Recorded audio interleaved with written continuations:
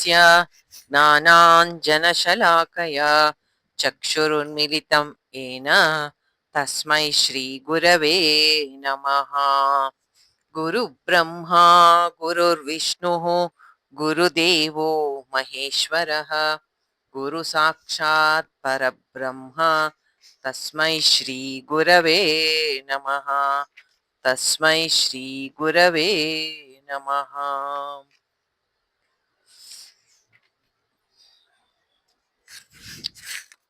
रघुपति राघव राजा राम पतित पावन सीताराम।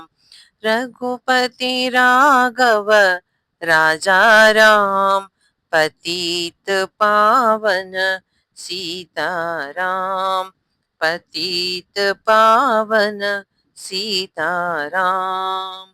दशरथ नंदन राजा राम कौसल्य तनया सीताराम। दशरथ नंदन राजा राम कौसल्य तनया सीताराम। अयोध्यावास राजा राम नीलमेघ श्यामा सीताराम। अयोध्यावास राजा राम नीलमेघ श्यामा सीताराम। जानकी नाथा राजा राम लक्ष्मण सेवित सीताराम। हनुमत सेवित राजा राम ताटक संहार सीताराम। कोदंड पाणि राजा राम रावण संहार सीताराम। भक्तवत्सल राजा राम जगदाभिराम सीताराम। लोकाभिराम राजा राम कारुण्य हृदय सीताराम। रघुपति राघव राजा राम पतित पावन सीताराम। रघुपति राघव राजा राम पतित पावन सीताराम। ವಾಲ್ಮೀಕಿ ರಾಮಾಯಣದ ಯುದ್ಧ ಕಾಂಡವನ್ನ ಈಗ ಒಂದು 5-6 ದಿನದಿಂದ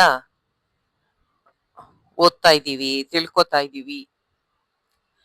ಈ ನನ್ನ ಹತ್ರ ಇರೋ ಪುಸ್ತಕ ವಾಲ್ಮೀಕಿ ರಾಮಾಯಣ ಸಂಕ್ಷಿಪ್ತವಾಗಿ ಅಂತ ಇದೆ ಪುಸ್ತಕ. ಈ ಸಂಕ್ಷಿಪ್ತವಾಗಿ ಇರೋದ್ರಲ್ಲೇನೆ ಯುದ್ಧ ಕಾಂಡ 120 ಪೇಜ್ ಇದೆ. ನನಗೆ ಅನ್ಸತ್ತೆ ಯುದ್ಧ ಅಂದ್ರೆ ಏನು, ಇವಾಗ ಯುದ್ಧ ನಡೀತಾ ಇದೆ ಜಗತ್ತಲ್ಲಿ. ಯುದ್ಧ ಅಂದ್ರೆ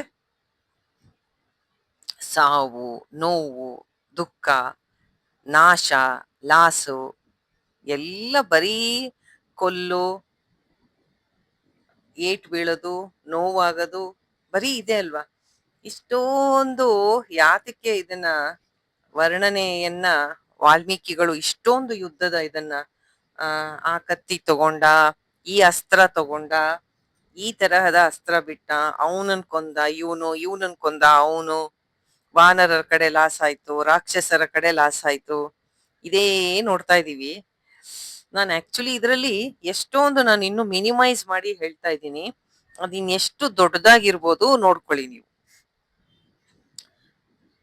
ನಾನು ಅದರಲ್ಲೂ ಇಂಪಾರ್ಟೆಂಟ್ ವಿಷಯಗಳು, ನಮಗೆ ಅನುಕೂಲ ಆಗ್ತಕ್ಕಂತಹದ್ದು, ನಮಗೆ ಶ್ರದ್ಧಾ ಭಕ್ತಿ ತರ್ತಕ್ಕಂತಹದ್ದು, ವಿಚಾರ ಮಾಡುವಂತಹ ಒಂದು ನಮಗೆ ಅನುಕೂಲ ಆಗಿ ನಮ್ಮ ಜೀವನಕ್ಕೆ ಯಾವುದು ಉಪಯುಕ್ತ ಅಂತ ಅನ್ಸತ್ತೆ ಅದನ್ನ ತುಂಬಾ ಡೀಟೇಲ್ ಆಗಿ ಯುದ್ಧದ ವಿಷಯಕ್ಕೆ ಹೋಗ್ಬಾರ್ದು ಅಂತ ಆ ಅನ್ಕೊಂಡ್ರುನು, ಬಟ್ ಎಷ್ಟೊಂದು ಇನ್ಫಾರ್ಮೇಶನ್ ನ ಒಂದೊಂದ್ಸತಿ ಹೇಳ್ಬೇಕಾಗತ್ತೆ, ಒಂದೊಂದ್ಸತಿ ಕಟ್ ಮಾಡ್ತೀನಿ ಕೆಲವುದನ್ನ.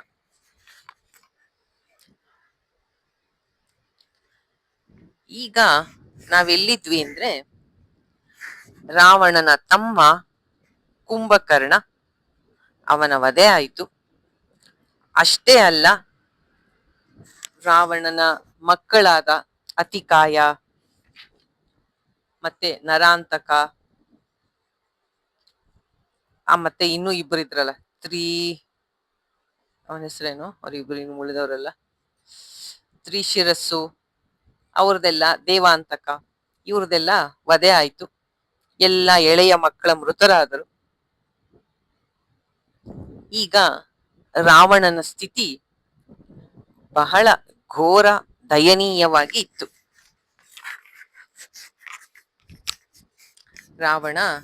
ರಾಮ ಏನು ಸಾಕ್ಷಾತ್ ನಾರಾಯಣನ ಅವತಾರವೇ ಜನ ಎಲ್ಲ ಹೇಳ್ತಾರಲ್ಲ. ಇಲ್ಲ ಅಂದ್ರೆ ಸುಗ್ರೀವ ಅಂತ ಒಂದು ಕಪಿ ಸೈನ್ಯದಿಂದ ನಮ್ಮ ಸೈನ್ಯವೆಲ್ಲ ನಾಶ ಆಗೋದು ಅಂದ್ರೆ ಏನು? ಯಾವಾಗಲೂ ಜ್ಞಾಪಕ ಇಟ್ಕೊಳ್ಳಿ, ಕಪಿಗಳು ರಾಕ್ಷಸರ ಆಹಾರ, ತುಂಬಾ ಫೇವರಿಟ್ ಫುಡ್ ರಾಕ್ಷಸರಿಗೆ. ಅಂತ ಅದರಲ್ಲಿ ಕಪಿಗಳಿಂದ ನಾವು ನಾಶ ಆಗೋದು ಅಂದ್ರೆ ಏನು ಅಂತ ರಾವಣ ಬಹಳ ಆ ತನ್ನ ಲಂಕೆಯ ಒಂದು ರಕ್ಷಣೆಯನ್ನ ಬಲಪಡಿಸ್ತಾ, ಅಶೋಕವನಕ್ಕಂತೂ ಡಬ್ಬಲ್ ಪ್ರೊಟೆಕ್ಷನ್ ಕೊಟ್ಟ. ಆಗ ದುಃಖ ಪಡ್ತಿದ್ದ, ನೋವಾಗ್ತಾ ಇತ್ತು, ಮೂರ್ಛೆ ಹೋಗ್ತಿದ್ದ, ಕಣ್ಣೀರ್ ಸುರಿಸ್ತಿದ್ದ. ಆದ್ರೆ ಅವನಿಗೆ ಸಮಾಧಾನ ಹೇಳೋರು ಯಾರೂ ಇರ್ಲಿಲ್ಲ. ಆ ಸಮಯಕ್ಕೆ ಮಂಡೋದರಿಯ ಮಗ ಇಂದ್ರಜಿತ್ ಬಂದ. ತಂದೆಗೆ ಹೇಳ್ದ, ನೀನು ಧೈರ್ಯ ಕೆಡೋದು ಬೇಡ, ದುಃಖ ಪಡೋದು ಬೇಡ, ನಾನಿದ್ದೀನಿ ನಿನ್ನ ಪರವಾಗಿ. ನನ್ನನ್ನು ನಿನಗೆ ಗೊತ್ತಿರೋ ಹಾಗೆ ಯುದ್ಧದಲ್ಲಿ ಯಾರು ಜಯಿಸಿದವರಿಲ್ಲ. ಆದ್ರಿಂದ ನಾನು ನಿನ್ ಮುಂದೆ ಪ್ರತಿಜ್ಞೆ ಮಾಡ್ತೀನಿ, ಈಗ್ಲೇ ಯುದ್ಧ ಭೂಮಿಗೆ ಹೋಗ್ತೀನಿ, ಅವರಿಬ್ಬರನ್ನ, ರಾಮ ಲಕ್ಷ್ಮಣರನ್ನ ನಾಶ ಮಾಡಿ ಬರ್ತೀನಿ, ನನಗೆ ಆಶೀರ್ವಾದ ಮಾಡು ಅಂತ ತಂದೆಯನ್ನ ಇಂದ್ರಜಿತ್, ಮಂಡೋದರಿಯ ಮಗನಾದ ಮೇಘನಾಥ ಕೇಳ್ತಾನೆ. ಇಂದ್ರನನ್ನ ಗೆದ್ದಿರೋದ್ರಿಂದ ಇಂದ್ರಜಿತ್ ಅಂತ ಹೆಸರು ಅವನಿಗೆ. ಇಂದ್ರಜಿತ್ಗೆ ರಾವಣ ಆಶೀರ್ವಾದ ಮಾಡಿ ಕಳಿಸ್ತಾನೆ. ಅವನ್ ರಥ ಏರ್ಕೊಂಡ್ ಬರ್ತಾ ಇದ್ರೆ ಅರುಣನನ್ನ ಸಾರಥಿ ಮಾಡ್ಕೊಂಡು ಬರೋ ಸೂರ್ಯನ ತರ ಕಾಣಿಸ್ತಿರ್ತಾನೆ. ಅವನನ್ನ ನೋಡಿ ಮಂಕಗಿದ್ದ ರಾಕ್ಷಸ ಸೈನ್ಯ ಉತ್ಸಾಹ ತುಂಬಿಕೊಂಡು ತಮಗಾದಂತಹ ನೋವು ಸಾವು ಎಲ್ಲ ಮರೆತು ಹೊಸ ಭರವಸೆಯಿಂದ ರಣರಂಗಕ್ಕೆ ಮತ್ತೆ ಬರ್ತಾರೆ. ಇಂದ್ರಜಿತ್ತು ಬರ್ತಾನೆ. ಒಂದು ಪದ್ಧತಿ, ಒಂದು ನಿಯಮ ಇರುತ್ತೆ ಯುದ್ಧ ಮಾಡ್ಬೇಕಾದ್ರೆ. ಯಾವಾಗ್ಲೂ ಯುದ್ಧಕ್ಕೆ ಮೊದಲು ಅವನು ಶಾಸ್ತ್ರೋಕ್ತವಾಗಿ ಹೋಮವನ್ನ ಮಾಡ್ತಿರ್ತಾನೆ. ಹೋಮ ಮಾಡಿ ಹವಿಸ್ಸನ್ನ ಅಗ್ನಿಗೆ ಅರ್ಪಣೆ ಮಾಡಿ ಪೂಜೆ ಮಾಡಿ ಆಮೇಲೆ ಅವನು ಯುದ್ಧಕ್ಕೆ ಬರ್ತಿರ್ತಾನೆ. ಈಗಲೂ ಹಾಗೇ ಮಾಡ್ತಾನೆ. ಅಗ್ನಿ ಸ್ವಯಂ ಬಂದು ಇವನ ಕೈಯಿಂದ ಹವಿಸ್ಸನ್ನ ಸ್ವೀಕರಿಸ್ತಾನೆ. ಮತ್ತೆ ಇಂದ್ರಜಿತ್ತು ಆ ಯಜ್ಞದಿಂದ ತನ್ನ ಅಸ್ತ್ರಗಳನ್ನ, ರಥವನ್ನ, ಬಿಲ್ಲು ಬಾಣಗಳನ್ನ ಆವಾಹನೆ ಮಾಡಿ ತಗೋತಿರ್ತಾನೆ ಮಂತ್ರಪೂರ್ವಕವಾಗಿ. ಇದನ್ನೆಲ್ಲ ನೋಡಿದ ಸ್ವರ್ಗಲೋಕದ ನಿವಾಸಿಗಳೆಲ್ಲ ನಡುಗು ಹೋಗ್ತಾರೆ. ಓ, ಇವನ್ ಬಂದ್ನಲ್ಲಪ್ಪ ಮತ್ತೆ ಯುದ್ಧಕ್ಕೆ ಅಂತ. ಅಗ್ನಿಯನ್ನ ಚೆನ್ನಾಗಿ ಉಪಾಸನೆ ಮಾಡಿ ರಥ ಸಾರಥಿ ಎಲ್ಲದರ ಸಮೇತ ಇಂದ್ರಜಿತ್ತು, ಅವನಿಗೆ ಮಾಯಾ ವಿದ್ಯೆ ಬರ್ತಾ ಇರುತ್ತೆ. ಅವನೇನ್ ಮಾಡ್ತಾನೆ, ಕಾಣಿಸ್ತಾ ಇರಲ್ಲ ಯಾರಿಗೂ, ಅದೃಶ್ಯ ಆಗ್ಬಿಡೋದು, ಮತ್ತೆ ಯುದ್ಧ ಮಾಡೋದು. ವಾನರರಂತೂ ಪಾಪ ಆ ಕಡೆ ಈ ಕಡೆ ನೋಡ್ತಾರೆ, ಎಲ್ಲಿಂದ ಬಾಣಗಳು ಬರ್ತಾ ಇದೆ ಅಂತಾನೆ ಗೊತ್ತಾಗಲ್ಲ. ವಾನರರ ಶವಗಳು ಬೀಳಕ್ಕೆ ಶುರುವಾಗತ್ತೆ. ಅವನನ್ನ ಇವ್ರು ಬಂಡೆ ಎಸಿತಾರೆ, ಮರಗಳು ಎಸಿತಾರೆ, ಯಾವುದು ಪ್ರಯೋಜನಕ್ಕೆ ಬರಲ್ಲ. ಈ ವಾನರರ ತುಂಬಾ ಮುಖ್ಯರಾದಂತಹ ನಳ, ನೀಲ, ಜಾಂಬವಂತ, ಸುಗ್ರೀವ, ಅಂಗದ ಎಲ್ಲರಿಗೂ ಇಂದ್ರಜಿತುವಿನ ಬಾಣಗಳು ಬೀಳುತ್ತೆ. ಅವರೆಲ್ಲ ಎಷ್ಟು ತಪ್ಪಿಸ್ಕೊಳಕ್ಕೆ ಪ್ರಯತ್ನ ಪಟ್ರು ಅದ್ ಯಾವ ಕಡೆಯಿಂದ ಬರ್ತಿದೆ ಅಂತ ಗೊತ್ತಾಗದೆ ಇರೋದ್ರಿಂದ ಪ್ರತಿಯೊಬ್ಬರಿಗೂ ಅವನ ಬಾಣದ ಏಟು ರುಚಿ ನೋಡ್ತಾರೆ. ಆಮೇಲೆ ಅವನಿಗೆ ಈ ವಾನರರ ಮೇಲೆ ಯಾವ ಆಸಕ್ತಿನೂ ಇಲ್ಲ. ಅವನೇನ್ ಮಾಡ್ದ, ಅವರನ್ನೆಲ್ಲ ಬದಿ ಕಳಿಸಿ ರಾಮ ಲಕ್ಷ್ಮಣ ಎಲ್ಲಿದ್ದಾರೆ ಅಂದ್ರೆ ಅವನಿಗೆ ಅವರನ್ನ ಲೆಕ್ಕಕ್ಕೆ ತಗೊಳಲ್ಲ ವಾನರರನ್ನ. ರಾಮ ಲಕ್ಷ್ಮಣ ಇರೋ ಜಾಗಕ್ಕೆ ಹೋಗ್ತಾನೆ. ಆಗ ರಾಮ ಮನಸ್ಸಿಗೆ ಸ್ವಲ್ಪ ರಾಕ್ಷಸರು ವಾನರರ ಮೇಲೆಲ್ಲ ಈ ರೀತಿ ಅಟ್ಯಾಕ್ ಮಾಡ್ತಾ ಇರೋದ್ ನೋಡಿ ರಾಮನಿಗೆ ಸ್ವಲ್ಪ ಗಾಬರಿ ಆಗತ್ತೆ. ಅವ್ನ್ ಲಕ್ಷ್ಮಣಂಗ್ ಹೇಳ್ತಾನೆ, ಈ ರಾವಣನ ಮಗ ಯಾವಾಗ್ಲೂ ಮಾಯಾ ಯುದ್ಧವನ್ನ ಮಾಡ್ತಾನೆ, ಜೊತೆಗೆ ಬ್ರಹ್ಮಾಸ್ತ್ರ ಬೇರೆ ಇಟ್ಕೊಂಡ್ ಬರ್ತಾನೆ, ನಮ್ಮ ಸೈನ್ಯವನ್ನ ಬಹಳವಾಗಿ ತೊಂದರೆ ಮಾಡ್ತಾ ಇದ್ದಾನೆ, ಈಗ ನಾವಿರೋ ಕಡೆಗೆ ಬರ್ತಾ ಇದ್ದಾನೆ. ಅವನಿಗೆ ಬ್ರಹ್ಮನಿಂದ ವರ ಇದೆ, ಅವನು ಮಹಾವೀರ, ಅದು ಅಲ್ಲದೆ ಮಾಯಾ ವಿದ್ಯೆ ಬೇರೆ ಗೊತ್ತಿದೆ, ಅವನ್ ಎಲ್ಲಿದ್ದಾನೆ ಅನ್ನೋದು ನಮಗೆ ಗೊತ್ತಾಗಲ್ಲ. ಈಗ ನಾವಿಬ್ರು ಏನ್ ಮಾಡೋಣ, ಗಾಬರಿ ಆಗೋದು ಬೇಡ, ಎಚ್ಚರಿಕೆಯಿಂದ ಅವನ ಜೊತೆ ಯುದ್ಧ ಮಾಡೋಣ. ಅವನ ಸೈನ್ಯ ಬಂದು ನಮ್ಮ ಮೇಲೆ ಬಿದ್ದಾಗ ನಾವು ಆ ಬ್ರಹ್ಮಾಸ್ತ್ರಕ್ಕೆ ಮರ್ಯಾದೆ ಕೊಟ್ಟು ಆ ಏಟನ್ನ ತಾಳಲಾರದೆ ನಾವು ಅದಕ್ಕೆ ತಲೆ ಬಾಗ್ಬಿಡೋಣ. ಆಗ ಅವನಿಗೆ ಓ ಇವರನ್ನ ಸೋಲಿಸ್ದೆ ಅಂತ ಅವನು ವಿಜಯಿಯಾಗಿ ಚಪ್ಪಾಳೆ ತಟ್ಕೋತ ಲಂಕೆಗೆ ಹೋಗ್ಬೇಕು ಅಂತ ಅವನ ಆಸೆ. ಅದಕ್ಕೆ ನಾವು ಹಾಗೆ ಮಾಡೋಣ ಅಂತ ರಾಮ ಹೇಳ್ತಾನೆ. ರಾಮ ಲಕ್ಷ್ಮಣರಿಗೆ ಇಂದ್ರಜಿತುವಿನ ಬಾಣಗಳ ಹೊಡೆತವನ್ನು ತಡ್ಕೊಳಕ್ ಆಗದೆ ಇರೋ ಹಾಗೆ ನಟಿಸ್ತಾರೆ. ಆಮೇಲೆ ಅವನು ಎಲ್ಲವರೆಗೂ ಸೇರಿ ನಕ್ಕೊಂಡು ಅಟ್ಟಹಾಸ ಮಾಡ್ತಾ ಎಲ್ರ ಮೇಲೂ ಸೇರಿ ಬ್ರಹ್ಮಾಸ್ತ್ರ ಬಿಟ್ಬಿಡ್ತಾನೆ. ಅವಾಗ ಅವನ್ ನೋಡ್ತಾನೆ ಎಲ್ರು ಮೂರ್ಛೆ, ರಾಮ ಲಕ್ಷ್ಮಣ ಇಡೀ ವಾನರ ಸೈನ್ಯದಲ್ಲಿ ಎಲ್ರು ಮೂರ್ಛೆ ಹೊಟ್ಟೋಗ್ಬಿಟ್ಟಿರ್ತಾರೆ. ಓ ಎಲ್ರು ಅವನು ಮೂರ್ಛೆ ಹೋದ್ರು ಅನ್ಕೊಳ್ಳಲ್ಲ, ಎಲ್ಲ ಸತ್ರು ಅಂತ ಅನ್ಕೋತಾನೆ. ಇದು 2ನೇ ಸತಿ ಅವನಂಗ್ ಮಾಡ್ತಾ ಇರೋದು. ಮೊದಲೊಂದ್ಸತಿ ಮಾಡಿದ್ದ ಅಲ್ವಾ ಇದೇ ತರ, ನಾಗಪಾಶ ಹಾಕಿದಾಗ. ಸುಗ್ರೀವ ಅಂಗದ ಪ್ರತಿಯೊಬ್ರು ಈಗ ಆಗ ಅವನಿಗೆ ಖುಷಿ ಆಗ್ಬಿಟ್ಟು ಜೋರಾಗಿ ನಗ್ತಾ ಅಟ್ಟಹಾಸ ಮಾಡ್ತಾ ಲಂಕೆಗೆ ವಾಪಸ್ ಹೊಟ್ಟೋಗ್ತಾನೆ. ಇದನ್ನೆಲ್ಲ ಇವನ ಮಾಯಾ ವಿದ್ಯೆಯನ್ನ ಚೆನ್ನಾಗಿ ಬಲ್ಲ ವಿಭೀಷಣ, ಅವನು ತುಂಬಾ ವಿವೇಕಿ. ಅವನು ಇವನ ಮಾಯಾ ವಿದ್ಯೆ ಗೊತ್ತು, ಅದರ ಆ ಬ್ರಹ್ಮಾಸ್ತ್ರದ ಒಂದು ಸೆಳೆತಕ್ಕೆ ಅವನು ಒಳಗಾಗಲ್ಲ ವಿಭೀಷಣ. ಅವನು ತುಂಬಾ ಪ್ರಜ್ಞೆಯಿಂದ ಅಲ್ಲಿರೋರು ಎಲ್ರಿಗೂ ಧೈರ್ಯ ಹೇಳೋಣ ಅಂತ ಬರ್ತಾನೆ, ಆದ್ರೆ ಎಲ್ರೂ ಮೂರ್ಛೆ ಹೋಗ್ಬಿಟ್ಟಿರ್ತಾರೆ. ಅವಾಗ ಮನ್ಸಲ್ಲಿ ಅನ್ಕೋತಾನೆ, ಇದು ದುಃಖ ಪಡೋ ಕಾಲ ಅಲ್ಲ, ಹೆದರ್ಕೋಬಾರ್ದು. ಇಂದ್ರಜಿತ್ ಪ್ರಯೋಗಿಸಿರೋದು ಆ ಅಸ್ತ್ರಕ್ಕೆ ಅಧಿದೇವತೆ ಬ್ರಹ್ಮ, ಅವನನ್ನ ಗೌರವಿಸಿ ರಾಮ ಲಕ್ಷ್ಮಣರು ಹಾಗೆ ಶರಣಾಗತರಾಗಿ ಮೂರ್ಛೆ ಹೋಗಿದಾರಷ್ಟೇ ಹೊರತು ಅವನನ್ನ ಎದುರ್ಸಕ್ ಆಗಲ್ಲ ಅಂತಲ್ಲ. ಸುತ್ತ ಮುತ್ತ ನೋಡ್ತಾನೆ ವಿಭೀಷಣ, ಯಾರೊಬ್ರು ಅದರ ಪ್ರಭಾವದಿಂದ ಎಚ್ಚರ ಇರದಂಗೆ ಕಾಣಲ್ಲ. ಆದರೆ ಹನುಮಂತ ಮಾತ್ರ ಅದರ ಪ್ರಭಾವಕ್ಕೆ ಸಿಕ್ಕದೆ ಎಂದಿನಂತೆ ಇರ್ತಾನೆ. ಆಗ ಇವನಿಗೆ ಗಮನಕ್ಕದು ಬರುತ್ತೆ. ಅವನನ್ನು ಹೋಗಿ ಕೇಳ್ತಾನೆ. ಆಗ ಹನುಮಂತ ಹೇಳ್ತಾನೆ, ಈ ಅಸ್ತ್ರ ಬ್ರಹ್ಮನದು, ಇಂದ್ರಜಿತುವಿಗೆ ಕೊಟ್ಟಿರೋದು, ಇಡೀ ಸೈನ್ಯ ಬ್ರಹ್ಮಾಸ್ತ್ರಕ್ಕೆ ಒಳಗಾಗಿದೆ. ನಾನು ಮಾನಸಿಕವಾಗಿ ಆ ಅಸ್ತ್ರಕ್ಕೆ ಮೊದಲೇ ಪೂಜೆಯನ್ನು ಸಲ್ಲಿಸಿದ್ದೆ ಅಂತ ಹನುಮಂತ ಹೇಳ್ತಾನೆ. ಅದು ಅಲ್ಲದೆ ನಾನು ಇಲ್ಲೋ ಹಿಂದೆ ಕೇಳಿದ್ದೆ, ಒಂದು ಅಸ್ತ್ರದ ಎಫೆಕ್ಟ್ ಒಂದು ಸತಿ ಆದೋದ್ಮೇಲೆ ಅವ್ರಿಗೆ ಮತ್ತೆ ಅದರಿಂದ ಇದಾಗಲ್ಲ ಅಂತ. ಹನುಮಂತನಿಗೆ ಅವನು ಲಂಕಾ ದಹನದ ಮುಂಚೆ ಅದೇ ಬ್ರಹ್ಮಾಸ್ತ್ರ ಪ್ರಯೋಗ ಮಾಡಿರ್ತಾನೆ ನೋಡಿ, ಅದಕ್ಕೆ. ಆದ್ರಿಂದ ಮಾನಸಿಕವಾಗಿ ಆಗ್ಲಿ ದೈಹಿಕವಾಗ್ಲಿ ಹನುಮಂತನಿಗೆ ಏನೂ ಆಗಿರಲ್ಲ. ಆಗ ವಿಭೀಷಣ ಹೇಳ್ತಾನೆ, ಹನುಮಂತ ನೋಡು ಇಡೀ ಸೈನ್ಯದ ಮೇಲೆ ಹೆಂಗ್ ಅಸ್ತ್ರ ಬಿಟ್ಬಿಟ್ಟಿದ್ದಾನೆ, ಇದಕ್ ಒಳಗಾಗದೆ ಇರೋರು ಯಾರ್ಯಾರು ಇದಾರ ನೋಡೋಣ ಬಾ ಅಂತ ಇಬ್ರು ಇಡೀ ರಣರಂಗವನ್ನೆಲ್ಲ ಹುಡುಕ್ತಾರೆ. ಯಾರ್ಯಾರು? ವಿಭೀಷಣ ಮತ್ತು ಹನುಮಂತ. ಎಲ್ ನೋಡಿದ್ರು ಆಯುಧಗಳು, ಬಂಡೆಗಳು, ರಥದ ಚೂರುಗಳು ಎಲ್ಲ ಕಡೆ ಪೀಸ್ ಪೀಸಾಗಿ ಬಿದ್ದಿತ್ತು. ವಿಭೀಷಣ ಎಲ್ಲಾರನ್ನು ಹುಡುಕ್ತಾನೆ. ಕೊನೆಗೆ ಒಂದು ಮೂಲೆಯಲ್ಲಿ ಜಾಂಬವಂತ ನೋವಿಂದ ಮುಲುಕ್ತಾ ಮಲಗಿರ್ತಾನೆ ಬ್ರಹ್ಮಾಸ್ತ್ರದ ಏಟಿಂದ.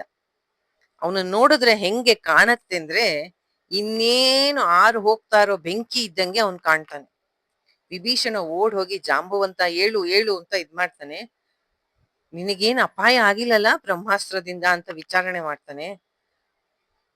ಅದಕ್ಕೆ ಅವನ್ ತುಂಬಾ ಕ್ಷೀಣವಾದ ಧ್ವನಿಯಲ್ಲಿ, ಅಂದ್ರೆ ಮೆತ್ತಗಿರೋ ಧ್ವನಿಯಲ್ಲಿ ಮಾತಾಡ್ತಾನೆ. ನನಗೆ ಗೊತ್ತಾಗ್ತಾ ಇದೆ ಇದು ವಿಭೀಷಣ ಅಂತ, ಆದ್ರೆ ನನಗೆ ಕಣ್ ಬಿಡಕ್ ಆಗ್ತಾ ಇಲ್ಲ, ನೀನ್ ಕಾಣಿಸ್ತಾ ಇಲ್ಲ ಅಂದಾಗ ವಿಭೀಷಣ ಅವನಿಗೆ ಸ್ವಲ್ಪ ಸಮಾಧಾನ ಮಾಡ್ತಾನೆ. ಆಗ ಜಾಂಬವಂತ ಒಂದು ಪ್ರಶ್ನೆ ಕೇಳ್ತಾನೆ, ನನಗೆ ಕಣ್ ಬಿಡಕ್ ಆಗ್ತಾ ಇಲ್ಲ, ಆದ್ರೆ ನಮ್ ಹನುಮಂತ ಕ್ಷೇಮವಾಗಿರೋನ, ನಮ್ ಹನುಮಂತಂಗೆ ಏನ್ ಆಗಿಲ್ವಲ್ಲ ಅಂತ ಕೇಳ್ತಾನೆ.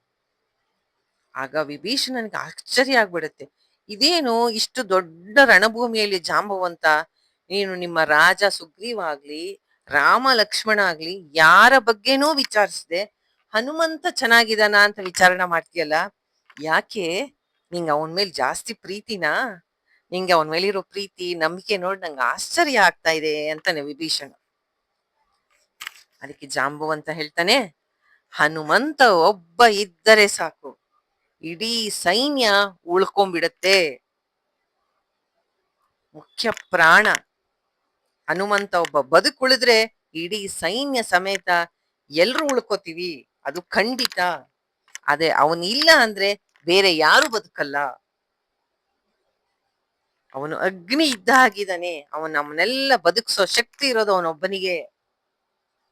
ಅಷ್ಟೊತ್ತಿಗೆ ಅಲ್ಲೇ ನಿಂತು ಎಲ್ಲ ಮಾತು ಕೇಳಿಸ್ಕೊಂಡ ಹನುಮಂತ ಓಡಿ ಹೋಗಿ 2 ಪಾದಗಳನ್ನ ಹಿಡಿದು ನಮಸ್ಕಾರ ಮಾಡ್ತಾನೆ ಜಾಂಬವಂತನಿಗೆ. ಜಾಂಬವಂತ ಅಂದ್ರೆ ಹನುಮಂತನಿಗೆ ತುಂಬಾ ಭಕ್ತಿ, ಗೌರವ. ವೃದ್ಧರು ಅಂತ ಅವರ ಮಾತಿಗೆ ಬೆಲೆ. ಜಾಂಬವಂತ ಮಾರುತಿ ಹತ್ರ ಬಾ ಬಾ ಅಂತ ಕರಿತಾನೆ. ನಮ್ಮೆಲ್ಲ ವಾನರರ ಸೈನ್ಯ ಈಗ ನಿನ್ ಕೈಲಿದೆಪ್ಪ, ನಿನ್ನಂತಹ ಶಕ್ತಿಶಾಲಿ ಇನ್ನೊಬ್ರಿಲ್ಲ, ನಮ್ಮನ್ನೆಲ್ಲ ಉಳ್ಸಕ್ಕಾಗೋದು ನಿನ್ನೊಬ್ಬನ ಕೈಯಿಂದಾನೆ. ಈಗ ರಾಮ ಲಕ್ಷ್ಮಣರು ಸಹ ಮೂರ್ಛೆ ಬಿದ್ದು ಬೋಧರಹಿತ ಸ್ಥಿತಿ ಅಂತಾನೆ, ಅಂದ್ರೆ ಏನು ಗೊತ್ತಾಗದೆ ಇರೋ ಸ್ಥಿತಿಯಲ್ಲಿ ಇದ್ದಾರೆ. ರಾಮ ಲಕ್ಷ್ಮಣರು ಸಹ ಆ ಸ್ಥಿತಿಯಲ್ಲಿರೋ ಅವರನ್ನ ಚೇತರಿಸ್ಕೊಳ್ಳೋ ಹಾಗೆ, ಅವ್ರು ಎಚ್ಚರಿಸ ಹಂಗೆ ಮಾಡೋದು ನಿನ್ನೊಬ್ಬನ ಕೈಯಿಂದ ಮಾತ್ರ ಸಾಧ್ಯ. ಅಲ್ಲದೆ ನಮ್ ರಾಜ ಇದಾನಲ್ಲ ಸುಗ್ರೀವ, ಮತ್ತೆ ಅಂಗದ, ಯುವರಾಜ, ಅವರನ್ನೆಲ್ಲ ಉಳಿಸ್ಬೇಕಾದವನು ನೀನೊಬ್ನೇ. ಹನುಮಂತ, ನೀನೀಗ ಒಂದ್ ಕೆಲ್ಸ ಮಾಡ್ಬೇಕಪ್ಪ. ಸಮುದ್ರ ದಾಟಿ ಹೋಗಿ ಹಿಮವತ್ ಪರ್ವತಕ್ಕೆ ಹೋಗ್ಬೇಕು. ಅಲ್ಲಿ ಬಂಗಾರದ ಬಣ್ಣದ ರಿಷಭವೆಂಬ ಒಂದು ಪರ್ವತ ಇದೆ, ಅದರ ಪಕ್ಕ ಕೈಲಾಸ ಪರ್ವತ ಇದೆ. ಆ 2 ಪರ್ವತಗಳ ಮಧ್ಯೆ ಔಷಧಿ ಪರ್ವತ ಅಂತ ಒಂದು 3ನೇದಿದೆ. ಅಲ್ಲಿ ಸಂಜೀವಿನಿ ಶಕ್ತಿ ಉಳ್ಳ ಮೂಲಿಕೆಗಳಿದೆ. ಅದು ಕತ್ಲಲ್ಲೇ ಆದ್ರೂ ತುಂಬಾ ರತ್ನಗಳು ಹೊಳೆದಂಗ್ ಹೊಳಿತಾ ಇರತ್ತೆ ಆ ಔಷಧಿ ಸಸ್ಯಗಳು. ನೀನು ಅಲ್ಲಿಂದ ಮೃತ ಸಂಜೀವಿನಿ, ವಿಶಲ್ಯಕರ್ಣಿ, ಸಾವರ್ಣ್ಯಕರ್ಣಿ, ಸಂಧಾನಕರ್ಣಿ ಅನ್ನೋಂತ 4 ಮೂಲಿಕೆಗಳನ್ನ ತರಬೇಕು. ಆಗ ಮಾತ್ರ ಇವರೆಲ್ಲ ಜೀವದಿಂದ ಉಳಿತಾರೆ, ಇಲ್ದೇರಿ ಇವರೆಲ್ಲ ಸಾಯೋದು ಖಂಡಿತ ಅಂತ ಜಾಂಬವಂತ ಹೇಳ್ತಾನೆ. ಈಗ ಒಂದು ಪಾಯಿಂಟ್ ಅನ್ನ ಇಲ್ಲಿ ನೋಡೋಣ.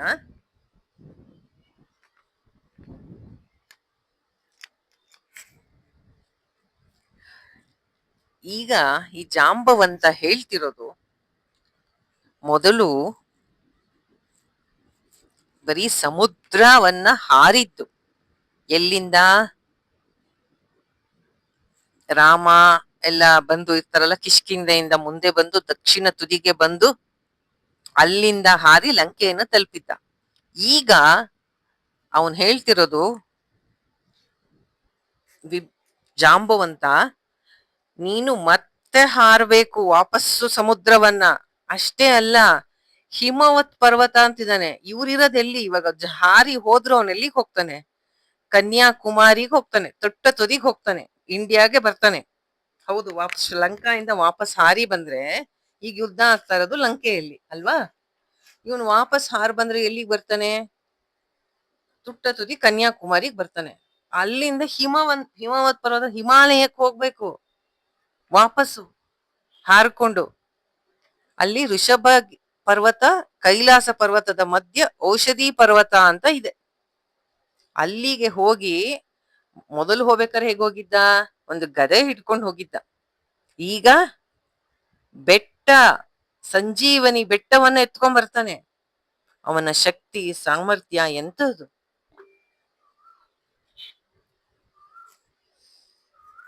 ಅಲ್ವಾ? ಅಷ್ಟೇ ಅಲ್ಲ, ಈ ಮೂಲಿಕೆಗಳ ಬಗ್ಗೆ ಯಾರ್ದೋ ಪ್ಲೀಸ್ ಆಫ್. ಇಲ್ಲಿ ಜಾಂಬವಂತ 4 ತರಹದ ಔಷಧಿ ಸಸ್ಯಗಳನ್ನ ಹೇಳ್ತಾ ಇದ್ದಾನೆ. ಮೊದಲನೇದಾಗಿ ಸಾವರ್ಣ್ಯಕರ್ಣಿ. ಹಂಗಂದ್ರೆ ಏನಂತೆ ಗೊತ್ತಾ? ಈಗ ಯುದ್ಧದಲ್ಲಿ ಯಾರಿಗಾರು ಈ ಚೂಪಾದ ಆಯುಧಗಳು, ಕತ್ತಿ, ಬಾಣ ತಾಕಿರತ್ತಲ್ಲ, ಅಲ್ಲಿಂದ ತುಂಬಾ ಡೀಪ್ ಆಗಿ ಗಾಯ ವೂಂಡ್ ಆಗಿರುತ್ತಲ್ಲ, ತುಂಬಾ ಆಳವಾದ ಗಾಯ ಆಗಿರುತ್ತಲ್ಲ, ಅದನ್ನ ಗುಣಪಡಿಸಕ್ಕೆ. ಎರಡನೇದು ಇದು ವಿಶಲ್ಯಕರಣಿ, ಅಂದ್ರೆ ಗಾಯ ಆಗಿ ತುಂಬಾ ಆಳವಾದ ಒಂದು ಮಾರ್ಕ್, ಕಲೆ ಉಳಿದ್ಬಿಟ್ಟಿರುತ್ತೆ ಗಾಯದ್ದು, ಅದನ್ನ ಗುಣಪಡಿಸಕ್ಕೆ. ಸಂಧಾನಕರಣಿ ಅಂದ್ರೆ ಸಂಧಿ ಮಾಡೋದು, ಜೋಡ್ಸೋದು. ಈಗ ಯುದ್ಧದಲ್ಲಿ ಕೆಲವ್ರಿಗೆ ಕಾಲ್ ಮುರಿದಿರುತ್ತೆ, ಕೈ ಮುರಿದಿರುತ್ತೆ, ಬೆರಳುಗಳು ಕಟ್ಟಾಗಿರುತ್ತೆ, ಅದನ್ನೆಲ್ಲ ವಾಪಸ್ಸು ಜೋಡ್ಸಕ್ಕೆ. ಮೃತ ಸಂಜೀವಿನಿ ಅಂದ್ರೆ ಸತ್ತವ್ರನ್ನ ಜೀವಂತಗೊಳಿಸಕ್ಕೆ. ಈ 4 ಮೂಲಿಕೆಗಳನ್ನ ನೀನು ತರಬೇಕು ಅಂತ ಹನುಮಂತನಿಗೆ ಹೇಳ್ತಾನೆ. ಹಿಂದೆ ಇದೇ ರೀತಿ ಇದೇ ಜಾಂಬವಂತ ಹನುಮಂತನಿಗೆ ಉತ್ಸಾಹ ತುಂಬಿ ಸಮುದ್ರವನ್ನ ಹಾರೋದಕ್ಕೆ ಅವನಿಗೆ ಸಾಧ್ಯ ಆಗಿರುತ್ತೆ. ಅವನು ಲಂಕೆಗೆ ಬಂದು ಸೀತೆಯ ವಿಷಯವನ್ನು ರಾಮನಿಗೆ ಹೇಳೋದಕ್ಕೆ ಸಾಧ್ಯ ಆಗಿರುತ್ತೆ ಸುಂದರ ಕಾಂಡದಲ್ಲಿ. ಈಗ ಸಹ ಕ್ಷೀಣವಾದ ಧ್ವನಿಯಿಂದ ಕಣ್ಣು ಬಿಡಕ್ಕಾಗದಿರೋ ಸ್ಥಿತಿಯಲ್ಲಿದ್ರು ಇದಿಷ್ಟನ್ನು ಹನುಮಂತನಿಗೆ ಜಾಂಬವಂತ ಹೇಳ್ತಾನೆ. ಜಾಂಬವಂತ ಹೇಳಿದ ಮಾತ್ಮೇಲೆ ಅಷ್ಟು ನಂಬಿಕೆ, ಗೌರವ ಹನುಮಂತನಿಗೆ. ತಕ್ಷಣ ತುಂಬಾ ಬೃಹತಾಕಾರವಾಗಿ ಬೆಳಿತಾನೆ. ಸಮುದ್ರ ಲಂಘನ ಮಾಡಿದಾಗ ಹೇಗೆ ಎತ್ತರ ಆಗಿದ್ನೋ ಅದೇ ತರ ಈಗ ಸಹ ಜಾಂಬವಂತ ಅವನನ್ನು ಹುರಿದುಂಬಿಸ್ತಾನೆ. ತುಂಬಾ ಎತ್ತರ ಆಗಿ, ಆಗ ಸೀತೆಯನ್ನು ಹುಡುಕೊಂಡು ಬಂದಿದ್ದೆ, ಈಗನು ಅದೇ ಮಾಡ್ತೀನಿ ಅಂತ ಹೇಳಿ ಹಾರ್ತಾನೆ ಹನುಮಂತ. ಹಾರಿ ಸಮುದ್ರ ದಾಟಿ ಅವನು ಹೇಳಿದ ಹಿಮಾಲಯ ಪರ್ವತದತ್ತ ಹೋಗಿ ಕೈಲಾಸ ಪರ್ವತ ಮತ್ತು ಋಷಭ ಪರ್ವತಗಳ ಮಧ್ಯೆ ಇರೋ ಔಷಧಿ ಪರ್ವತಕ್ಕೆ ಹೋಗ್ತಾನೆ. ಒಂದು ಸ್ವಲ್ಪವೂ ಆಯಾಸವಾಗಲ್ಲ. ಅವನ ತಂದೆ ವಾಯುವಿನಂತೆ ಅಷ್ಟು ವೇಗವಾಗಿ ಸಂಚಾರ ಮಾಡ್ತಾನೆ. ಯಾಕೆಂದ್ರೆ ಅವರ ದೇಹಗಳನ್ನೆಲ್ಲ ಕಾಪಾಡ್ಬೇಕಲ್ಲ. ವಿಭೀಷಣ ಒಬ್ನೇ ಇರೋದು, ಎಲ್ಲ ನೋಡ್ಕೊಂಡೀಗ ಎಲ್ರೂ ಮಲಗ್ಬಿಟ್ಟಿದ್ದಾರೆ. ಬೇಗ ಬೇಗ ತಲುಪ್ತಾನೆ ಹಿಮವತ್ ಪರ್ವತವನ್ನ. ಅದು ಬಹಳ ಸುಂದರವಾಗಿದೆ, ಅದ್ರ ವರ್ಣನೆ ಇದೆ ಇಲ್ಲಿ. ಮೇಲಿಂದ ನೋಡಿದ್ರೆ ಒಳ್ಳೆ ಗೋಲ್ಡಿಂದ ಆಗಿರೋ ಬೆಟ್ಟ ತರ ಕಾಣಿಸ್ತಿತ್ತಂತೆ. ಅಲ್ಲಿ ಎಷ್ಟೋ ಋಷಿಗಳ ಆಶ್ರಮಗಳಿತ್ತಂತೆ. ಅದರ ಮಧ್ಯೆ ಇವನು ಹೇಳಿದ ಆ ಔಷಧಿ ಪರ್ವತ ಕಾಣುತ್ತೆ. ಜಾಂಬವಂತ ಹೇಳಿದ ಆ ಮೂಲಿಕೆಗಳನ್ನ ಹುಡುಕ್ತಾನೆ. 4 ಮೂಲಿಕೆಗಳು ಬಹಳ ಹುಡುಕಾಡ್ತಾನೆ ಹನುಮಂತ. ಅವು ತಮ್ಮನ್ನ ಅದು ಆಕ್ಚುಲಿ ದೂರದಿಂದ ನೋಡಿದ್ರೆ ಮಣಿಗಳು ತುಂಬಾ ಹೊಳಿತಾ ಇರತ್ತೆ ಅಂತ ಜಾಂಬವಂತ ಹೇಳಿರ್ತಾನೆ. ಆದ್ರೆ ಇವನ್ ಹತ್ರ ಹೋದ ತಕ್ಷಣ ತಮ್ಮನ್ನು ಯಾರು ತಗೊಂಡ್ ಹೋಗ್ಬಾರ್ದು ಅಂತ ಅವು ಔತ್ಕೊಂಡಂಗೆ ನಾರ್ಮಲ್ ಗಿಡಗಳ ತರ ಆಗ್ಬಿಡತ್ತೆ. ಆದ್ರಿಂದ ಹನುಮಂತನಿಗೆ ಗುರ್ತೇ ಸಿಗಲ್ಲ. ಹುಡುಕಿ ಹುಡುಕಿ ಹೇಳ್ತಾನೆ. ಆ ಪರ್ವತಕ್ಕೆ ಹೇಳ್ತಾನೆ, ನಿನಗೇನು ರಾಮ ಬದುಕದ್ ಇಷ್ಟ ಇಲ್ಲ ಅಂತ ಕಾಣತ್ತೆ, ಅದಕ್ಕೆ ನಿನ್ನ ಆ ಗಿಡ ಮೂಲಿಕೆಗಳನ್ನ ಮುಚ್ಚಿಡ್ತಾ ಇದೀಯಾ, ಇದು ನಿನ್ನ ತೀರ್ಮಾನ ಮಾಡಿದ್ಯಾ ಆತರ, ನೋಡ್ತಾ ಇರು ನಾನೇನ್ ಮಾಡ್ತೀನಿ ಅಂತ ಹನುಮಂತ ಆ ಇಡೀ ಶಿಖರವನ್ನೇ 2 ಕೈಗಳಿಂದ ಹಾಕಿ ಕಿತ್ತಾಕ್ಬಿಡ್ತಾನೆ.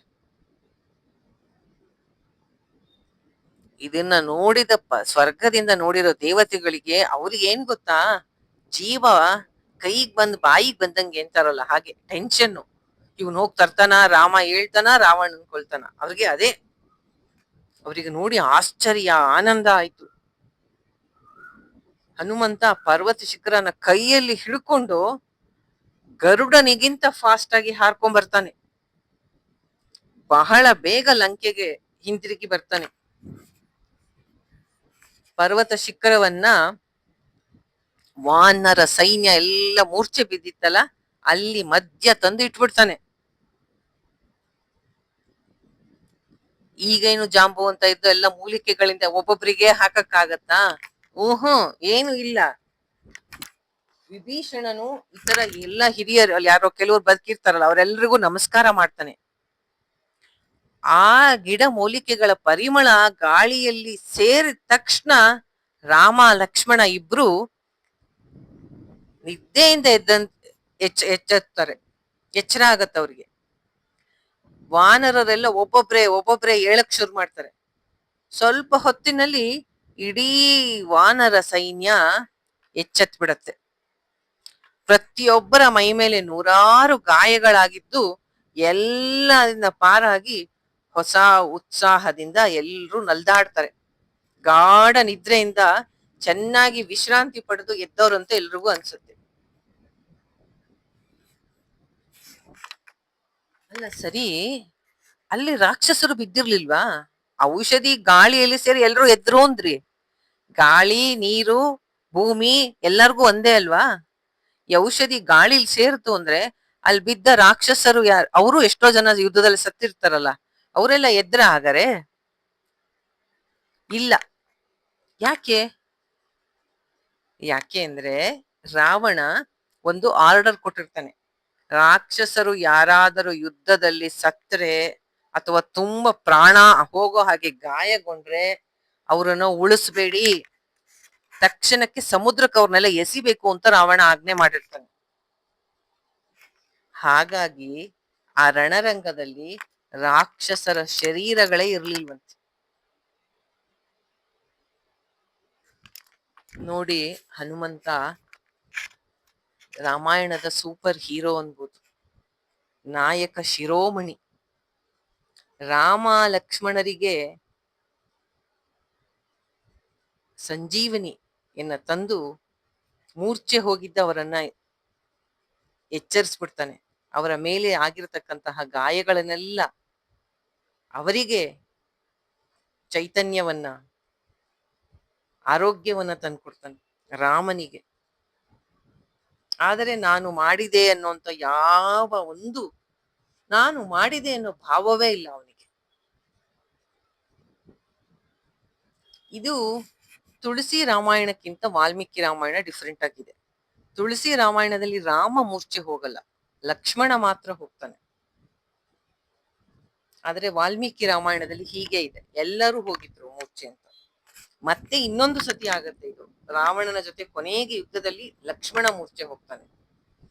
ಆಗ ರಾವಣನ ಬಾಣದಿಂದ ಮತ್ತೆ ಹೋಗ್ತಾನೆ ಹನುಮಂತ ಸಂಜೀವಿನಿ ತರಕ್ಕೆ.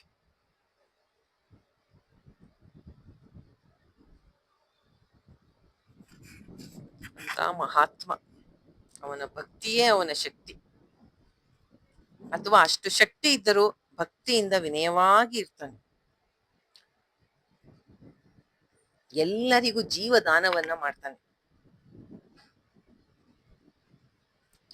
ಆಗ ಜಾಂಬವಂತ ಹೇಳ್ತಾನೆ, ಬಹಳ ಅದ್ಭುತ ಕಾರ್ಯವನ್ನ ಮಾಡಿದ್ಯಪ್ಪ, ಆದರೆ ಈ ಔಷಧಿ ಇರೋದು ಎಲ್ಲರ ಉಪಯೋಗಕ್ಕಾಗಿ, ನಾವೊಬ್ಬರು ಬಳಸ್ಕೊಂಡ್ಬಿಟ್ಟು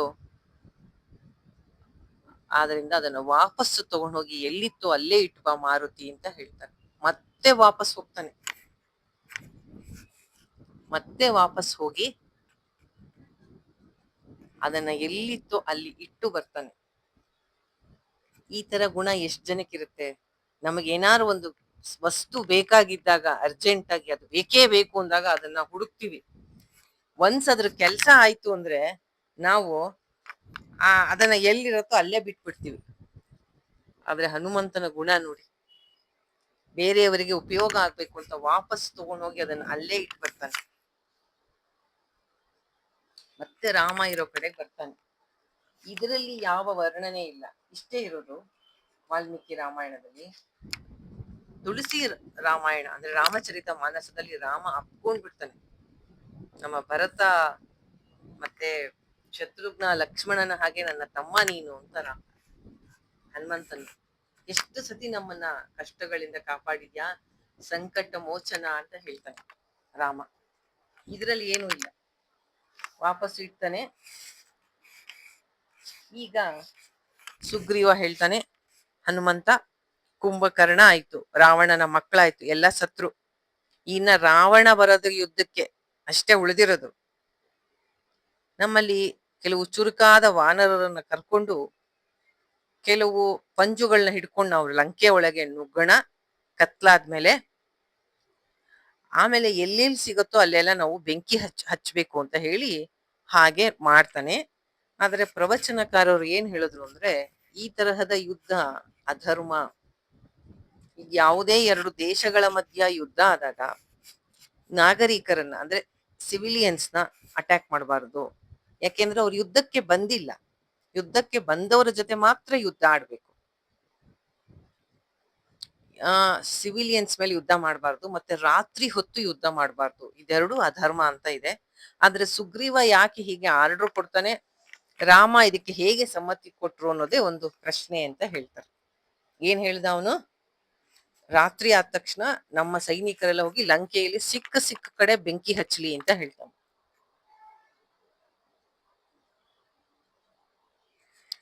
ಅಷ್ಟೊತ್ತಿಗೆ ಈ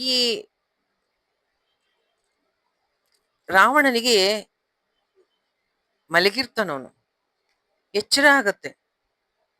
ಇದೇನು ಅವರೆಲ್ಲ ಫುಲ್ಲು ಮೂರ್ಛೆ ಹೋಗಿದ್ರು ಸತ್ತೋದ್ರು ಅಂತ ಹೇಳದ್ನಲ್ಲ ಅಂತ, ಮತ್ತೆ ಅವನಿಗೆ ಇದೇನ್ ಶಬ್ದ ಬರ್ತಾ ಇದೆ ಅಂತ ಅವನಿಗೆ ಈ ತರ ಹನುಮಂತ ಬಂದು ಅವ್ರನ್ನೆಲ್ಲ ಸೇವ್ ಮಾಡ್ದ ಅಂತ ಗೊತ್ತಾಗತ್ತೆ. ಆಗ ಅವನು ಕುಂಭ ನಿಕುಂಭ ಅಂತ ಕುಂಭಕರ್ಣನ ಮಕ್ಕಳನ್ನ ರಣರಂಗಕ್ಕೆ ಕಳಿಸ್ತಾನೆ. ರಾತ್ರಿ ಹೊತ್ತೇ ಯುದ್ಧ ಆಗತ್ತದು, ಯಾಕಂದ್ರೆ ಇವರು ರಾತ್ರಿ ಹೊತ್ತು ನುಗ್ಗಿರ್ತಾರೆ, ಅವರು ರಾತ್ರಿ ಹೊತ್ತೇ ಯುದ್ಧ ಮಾಡ್ತಾರೆ. ವಾನರ ಸೈನ್ಯ ಬಹಳ ಉತ್ಸಾಹದಿಂದ ಇರುತ್ತೆ. ಅವ್ರಿಗೇನಾಗಿರುತ್ತೆ ಅಂದ್ರೆ, ಈ ಬ್ರಹ್ಮಾಸ್ತ್ರವನ್ನೇ ನಾವು ತಡ್ಕೊಂಡು ಎಚ್ಚರಗೊಂಡ್ವಿ ಅಂದ್ರೆ ನಾವ್ ಇನ್ ಯಾರಿಗ್ ಹೆದರ್ಬೇಕು ಅಂತ ಅವ್ರಿಗೆ ಬಂದ್ಬಿಟ್ಟಿರುತ್ತೆ ವಾನರರಿಗೆ. ಆಮೇಲೆ ರಾಕ್ಷಸರು ವಾನರರು ಒಬ್ಬರನ್ನೊಬ್ರು ಹೀಯಾಳ್ಸೋದು, ಮೂದಲ್ಸೋದು, ಬೈಯೋದು ಇದೆಲ್ಲ ಮಾಡ್ತಾ ಇರ್ತಾರೆ. ಅವರು ಇವ್ರ ಮೇಲೆ ಆಯುಧಗಳನ್ನ ಬಿಟ್ರೆ ಇವ್ರು ಅವ್ರ ಮೇಲೆ ಬಂಡೆ ಎಸೆಯೋದು, ಮರ ಎಸೆಯೋದು ಅದು ನಡೀತಾನೆ ಇರುತ್ತೆ ಇಬ್ರು ಮಧ್ಯ.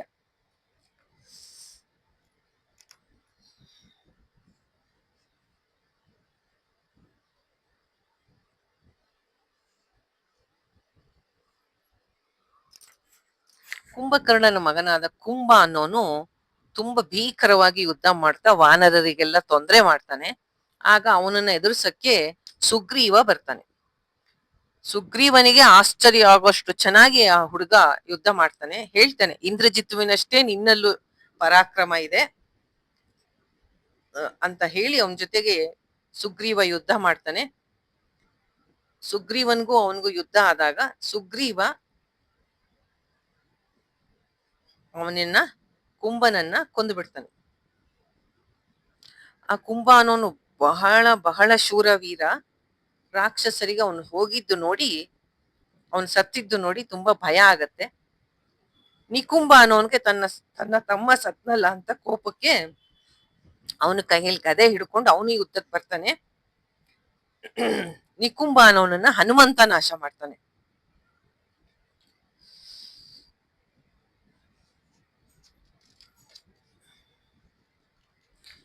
ಅಲ್ಲಿಗೆ ಕುಂಭಕರ್ಣನ ಇಬ್ರು ಮಕ್ಕಳನ್ನ ಒಬ್ಬ ಸುಗ್ರೀವ, ಒಂದು ಹನುಮಂತ ನಾಶ ಮಾಡ್ತಾರೆ. ಆ ನಿಕುಂಭ ಅನ್ನೋನಂತೂ ಗದೆಯಿಂದ ಹನುಮಂತನ ಎದೆಗೆ ಜೋರಾಗಿ ಹೊಡಿತಾನೆ. ಆಗ ಎಲ್ಲ ಅನ್ಕೋತಾರ ಅವ್ನ್ಗೆ ಎದೆ ಕಾರಿ ರಕ್ತ ಕಾರಿ ಸಾಯ್ಬೋದು ಅಂತ. ಆದ್ರೆ ಒಂದು ಚೂರು ಲಘು ಹನುಮಂತಂಗೆ ಏನೂ ಆಗಲ್ಲ.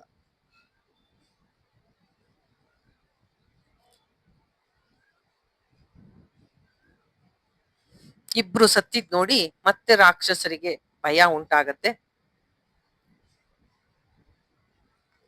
ಅವರು ರಾಕ್ಷಸರೆಲ್ಲ ಅನ್ಕೋತಾರೆ, ಈ ಕಪಿಗಳಿಗೆ ಯಾವ ರೀತಿ ಒಂದು ಗೆಲುವು ಆಗ್ತಾ ಇದೆ, ಅವರಿಗೆ ಒಂದು ಆಯುಧ ಕೈಯಲ್ಲಿ ಸರಿಯಾಗಿ ಹಿಡ್ಕೊಳಕ್ ಬರಲ್ಲ, ಅವರಿಗೆ ನಮ್ಮ ಮುಂದೆ ನಿಂತ್ಕೊಂಡು ಆಯುಧಗಳನ್ನ ಬಳಸೋ ಶಕ್ತಿ ಇಲ್ಲ, ಕತ್ತಿ ಹಿಡ್ಕೊಳಕ್ ಬರಲ್ಲ, ಬಿಲ್ಲು ಬಾಣ ಹಿಡ್ಕೊಳಕ್ ಬರಲ್ಲ, ಆದ್ರೆ ಪ್ರತಿ ಸಂದರ್ಭದಲ್ಲಿ ಇವ್ರು ಗೆಲ್ತಾ ಇದಾರಲ್ಲ ಅಂತ. ರಾವಣ ಮತ್ತೆ ಖರ ಮತ್ತೆ ದೂಷಣ ಅಂತ ಇರ್ತಾರಲ್ಲ, ಅದ್ರಲ್ಲಿ ಖರನ ಮಗನಾದ ಮಕರಾಕ್ಷ ಅನ್ನೋನನ್ನ ಕಳಿಸ್ತಾನೆ ಮುಂದೆ. ಅವನಿಗೆ ಬಹಳ ಸೇಡಿರುತ್ತೆ. ಅವನ ತಂದೆಯನ್ನ 14,000 ರಾಕ್ಷಸರ ಜೊತೆ ಕೊಂದಿದ್ದ ರಾಮನ ಮೇಲೆ ತುಂಬಾ ಸೇಡಿರುತ್ತೆ ಅವನಿಗೆ. ಅವನೇನ್ ಮಾಡ್ತಾನೆ, ನಾನು ಇನ್ಯಾರ ಜೊತೆನೂ ಯುದ್ಧ ಮಾಡಲ್ಲ, ರಾಮನೇ ಬೇಕು ಅಂತ ಹೇಳ್ತಾನೆ. ರಾಮ ಒಂದೇ ಬಾಣದಿಂದ ಅವನನ್ನ ಸುಟ್ಟಾಕ್ತಾನೆ. ಇಷ್ಟೊಂದು ಹಾನಿ ಆಗ್ತಾ ಇದ್ದಾಗ ರಾವಣಂಗೆ ಏನ್ ಮಾಡ್ಬೇಕು ಅಂತ ಗೊತ್ತಾಗದೆ ಮತ್ತೆ ಇಂದ್ರಜಿತ್ತುವಿಗೆ ಹೇಳಿ ಕಳಿಸ್ತಾನೆ. ರಾಮ ಅವನ ಮಗನಿಗೆ ಹೇಳ್ತಾನೆ, ನೀನು ಮಾಯಾ ವಿದ್ಯೆಯನ್ನ ಬಳಸಿ ಏನಾದ್ರೂ ಮಾಡಿ ಯುದ್ಧ ನನಗೆ ಗೆಲ್ಲಿಸ್ಕೊಡು ಅಂತ ಕೇಳ್ತಾನೆ. ಇವನು ಇಂದ್ರಜಿತ್ತು ಮತ್ತೆ ತನ್ನ ಇದ್ರಂತೆ ಮತ್ತೆ ಒಂದು ಯಾಗ ಮಾಡ್ತಾನೆ. ಮಾಡಿ ಅದರಿಂದ ಮತ್ತೆ ಅಸ್ತ್ರಗಳನ್ನ, ರಥವನ್ನ ಎಲ್ಲವನ್ನ ತಗೊಂಡು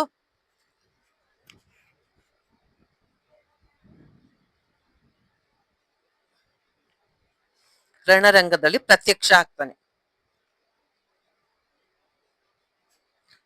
ಕಾಣಿಸ್ಕೊಳ್ಳೋದು ಮಾಯ ಆಗ್ಬಿಡೋದು, ಕಾಣಿಸ್ಕೊಳ್ಳೋದು ಮಾಯ ಆಗೋದು, ಎಲ್ಲಿಂದನೋ ಬಾಣ ಹೊಡೆಯೋದು, ಈ ತರ ಮಾಡ್ತಿರ್ತಾನ ಅವನು. ಅವನು ಎಲ್ಲಿದ್ದಾನೆ ಅಂತ ತಿಳ್ಕೊಳಕ್ಕಾಗದೆ ಎಲ್ರೂ ಒದ್ದಾಡ್ತಾ ಇರ್ತಾರೆ. ಮತ್ತೆ ಸುತ್ತು ಆಕಾಶದಲ್ಲಿ ಹೊಗೆ ತುಂಬಿಸ್ಬಿಡ್ತಾನೆ, ಯಾರಿಗೂ ಅವನು ಎಲ್ಲಿದ್ದಾನೆ ಅಂತಾನೆ ಕಾಣಿಸಲ್ಲ. ರಾಮನಿಗಂತೂ ಅವನ್ ಬಾಣಗಳಿಂದ ಏಟು ಬಿದ್ದು ಬಿದ್ದು ಬಿದ್ದು ಕೈ ಕಾಲೆಲ್ಲ ಅತಿಯಾಗಿ ನೋಯ್ತಾ ಇರುತ್ತೆ. ರಾಮ ಲಕ್ಷ್ಮಣ ಇಬ್ಬರಿಗೂ ಅವನಿಂದ ಏಟ್ ತಿಂದು ತಿಂದು ಸಾಕಾಗಿರುತ್ತೆ. ದಿಕ್ಕು ಊಹಿಸ್ತಾರೆ, ಈ ಕಡೆ ನಿಂತಿರ್ಬೋದೇನೋ ಅಂತ ಅಲ್ಲಿಗೆ ಹೊಡಿತಾರೆ, ಅದು ಅವನಿಗೆ ತಾಕ್ತಾ ಇರಲ್ಲ, ಅಥವಾ ತಾಕಿದ್ರು ಚೂರು ತಾಕಿ ವಾಪಸ್ ಬರ್ತಾ ಇರುತ್ತೆ. ರಾಮ ಲಕ್ಷ್ಮಣರ ಬತ್ತಳಿಕೆಯಲ್ಲಿರೋ ಎಲ್ಲ ದಿವ್ಯಾಸ್ತ್ರಗಳು ಅವನನ್ನು ಹುಡುಕ್ತಾನೇ ಇರುತ್ತೆ, ಅವನು ನಿಂತಲ್ಲಿ ನಿಲ್ತಾ ಇರಲ್ಲ.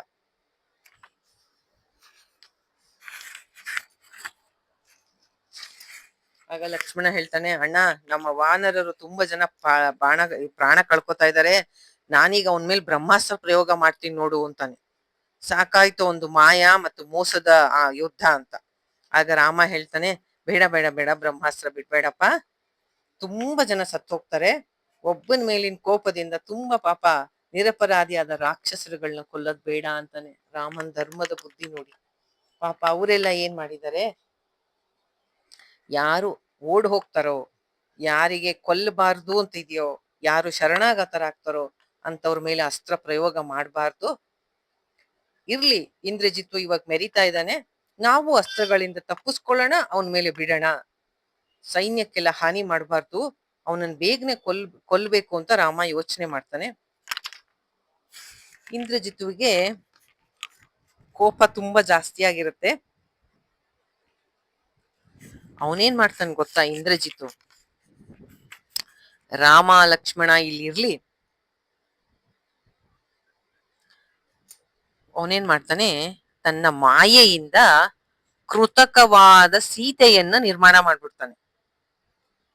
ಆ ಕೃತಕ ಸೀತೆ ಅಂದ್ರೆ ಮಾಯಾ ಸೀತೆಯನ್ನ ಕರ್ಕೊಂಡು ತನ್ನ ರಥದಲ್ಲಿ ಕೂಡಿಸ್ಕೊಂಡು ಕರ್ಕೊಂಬರ್ತಾನೆ.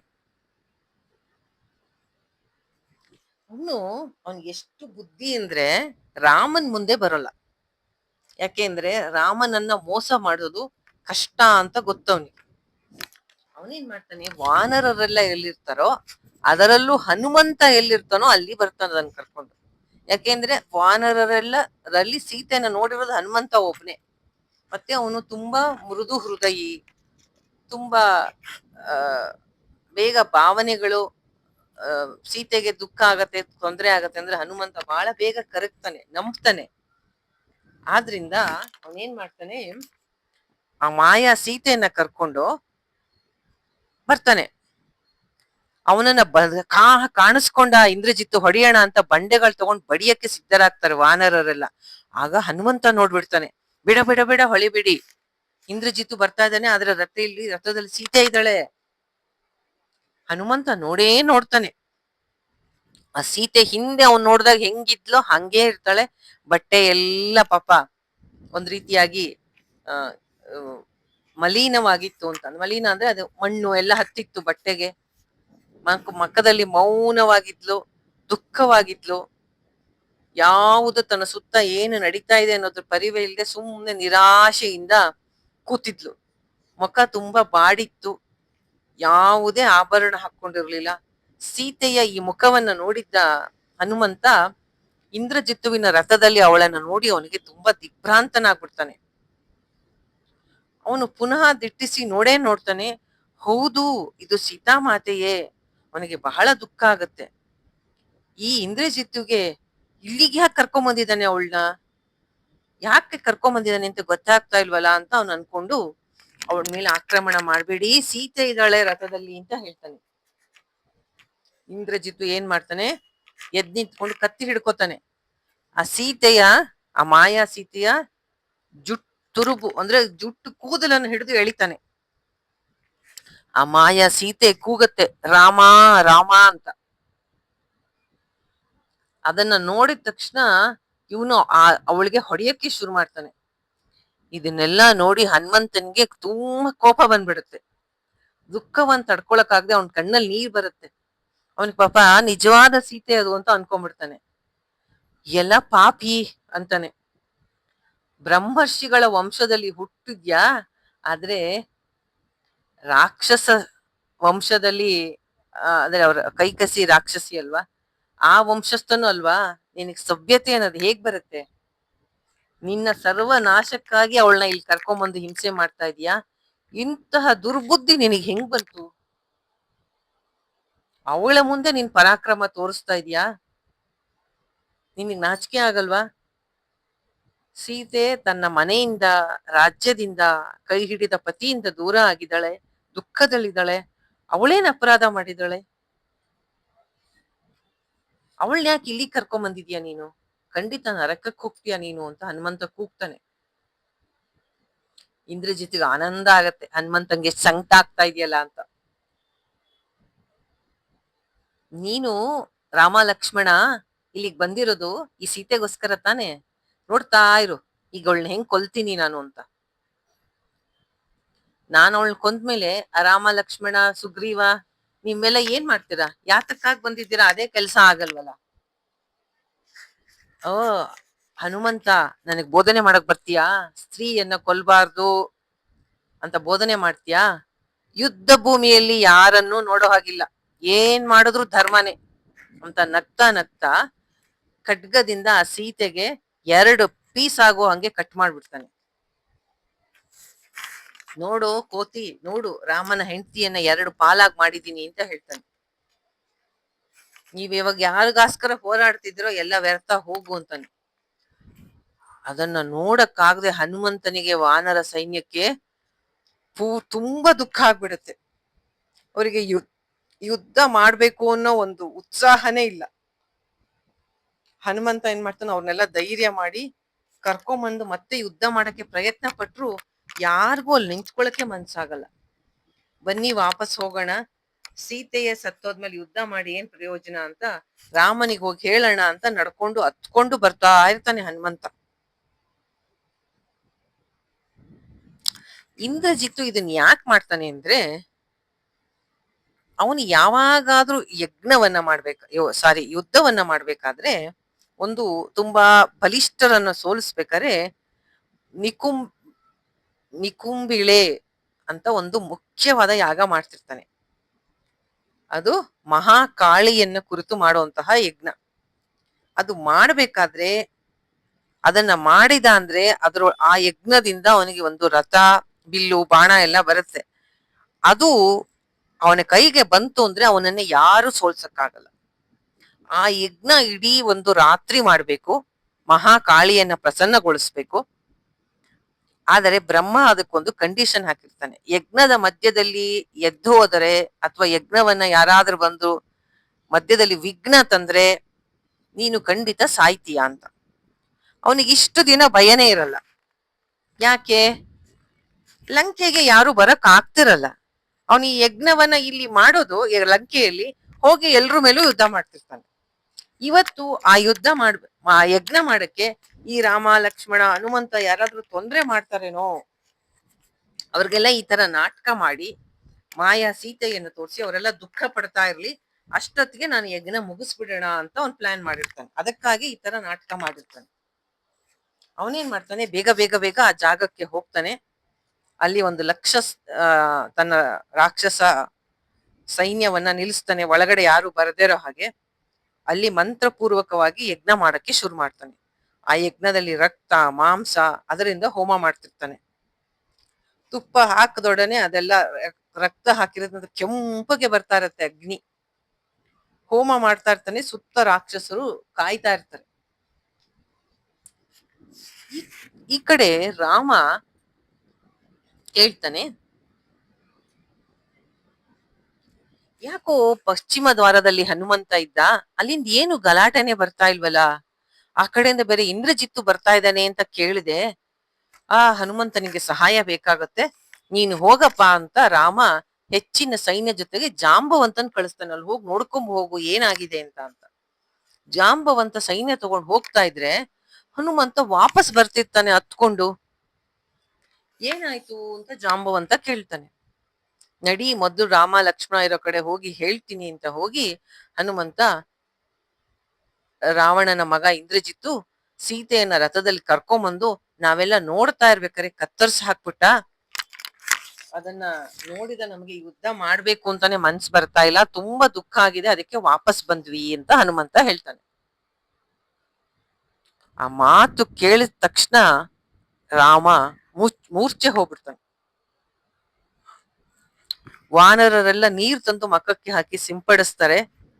ಲಕ್ಷ್ಮಣ ತೊಡೆಯ ಮೇಲೆ ರಾಮನನ್ನ ಮಲಗಿಸ್ಕೊಂಡು ಜೋರಾಗಿ ಅಳಕ್ ಶುರು ಮಾಡ್ತಾನೆ. ಲಕ್ಷ್ಮಣ ಅವನ್ ಹೆಂಗ್ ಸಮಾಧಾನ ಮಾಡದ್ ನೋಡಿ, ಅಣ್ಣ ಯಾವಾಗ್ಲೂ ಧರ್ಮ ಧರ್ಮ ಧರ್ಮಕ್ಕೆ ಜಯ ಆಗತ್ತೆ ಅಂತಿದ್ಯಲ್ಲ ಅಣ್ಣ, ನೋಡು ಎಲ್ಲ ಸುಳ್ಳು, ನೀನ್ ಯಾವಾಗ್ಲೂ ಧರ್ಮ ಧರ್ಮ ಅಂತ ರಕ್ಷಣೆ ಮಾಡ್ತಾ ಇದ್ದೆ, ಧರ್ಮ ಮಾರ್ಗದಲ್ಲಿ ಇರ್ಬೇಕು ಅಂದೆ, ನಿಸ್ವಾರ್ಥದಿಂದ ನಿನ್ನ ತಂದೆ ಮಾತನ್ನ ನಡೆಸ್ದೆ, ಯಾವ ಧರ್ಮನು ಬಂದು ನಿನ್ನ ರಕ್ಷಣೆ ಮಾಡ್ಲಿಲ್ಲ ಅಣ್ಣ, ಲೋಕಕ್ಕೆ ಅದೆಲ್ಲ ಗೊತ್ತಾಗಲ್ಲ, ಧರ್ಮನೋ ಅಧರ್ಮನೋ ಯುದ್ಧದಲ್ಲಿ ಹೊಡೆದಾಡೋದೇ ಮುಖ್ಯ. ರಾವಣ ನರಕಕ್ಕೆ ಹೋಗ್ಬೇಕಾಗಿತ್ತು, ಧರ್ಮವಂತನಾದ ನೀನು ದೊಡ್ಡ ರಾಜ್ಯದ ರಾಜ ಆಗ್ಬೇಕಾಗಿತ್ತು, ಆದ್ರೆ ಆಗಿದ್ದೇನು, ಒಂದೊಂದೇ ದುರದೃಷ್ಟಗಳು ಬಂದು ನಿನಗೆ ಅಮರ್ಕೋತಾ ಇದೆ ಅಂತಾನೆ. ಅಮರ್ಕೋತಾ ಇದೆ ಅಂದ್ರೆ ಅಂಟ್ಕೋತಾ ಇದೆ ಅಂತ. ಧರ್ಮ ಅಧರ್ಮ ಎಲ್ಲ ಚಿಂತೆ ಮಾಡ್ಬಾರ್ದಣ್ಣ, ಯಾವಾಗಲೂ ಧರ್ಮ ಮಾರ್ಗದಲ್ಲಿರೋರ್ಗೆ ತೊಂದರೆಗಳೇ ಜಾಸ್ತಿ. ನಾನು ಯಾವಾಗ್ಲೂ ನಿನಗೆ ಹೇಳ್ತಿರ್ಲಿಲ್ಲ ಬಲಪ್ರಯೋಗ ಮಾಡೋದೇ ಬೆಟರು ಧರ್ಮಕ್ಕಿಂತ ಅಂತ. ನೋಡು ಈಗ ನೀನು ನಂತರ ಯೋಚನೆ ಮಾಡು, ನೀನು ಧರ್ಮವಂತನಾಗಿದ್ರಿಂದ ನಿನ್ನನ್ನು ವನವಾಸಕ್ಕೆ ಕಳಿಸಿದ್ರು, ನೀ ಧರ್ಮವಂತನಾಗಿರೋದ್ರಿಂದ ಎಲ್ಲ ಅನ್ಯಾಯ ನಿನ್ ಮೇಲೆ ಆಯ್ತು, ಈಗಾದ್ರೂ ಎಚ್ಚೆತ್ಕೋ, ಆ ಪಾಪಿ ನಿನ್ ಹೆಂಡತಿನೇ ಕೊಂದಿದ್ದಾನೆ, ಏಳು ಎದ್ದೇಳು ಸೇಡ್ ತೀರ್ಸ್ಕೊಳ್ಳೋಣ ಅಂತ ಲಕ್ಷ್ಮಣ ಹೇಳ್ತಾನೆ. ಅವರೆಲ್ಲ ಹೀಗೆ ಮಾತಾಡ್ತಾ ಕೂಗ್ತಾ ಇರ್ತಾನೆ ಲಕ್ಷ್ಮಣ ಜೋರಾಗಿ ಕೋಪದಿಂದ. ಅವನಿಗೆ ಆ ರಾಮನಿಗೆ ಏನಾರು ಆದ್ರೆ ಮಾತ್ರ ಲಕ್ಷ್ಮಣನಿಗೆ ತಡ್ಕೊಳಕ್ ಆಗಲ್ಲ, ಬಹಳ ಸಿಟ್ಟು ಅವನಿಗೆ.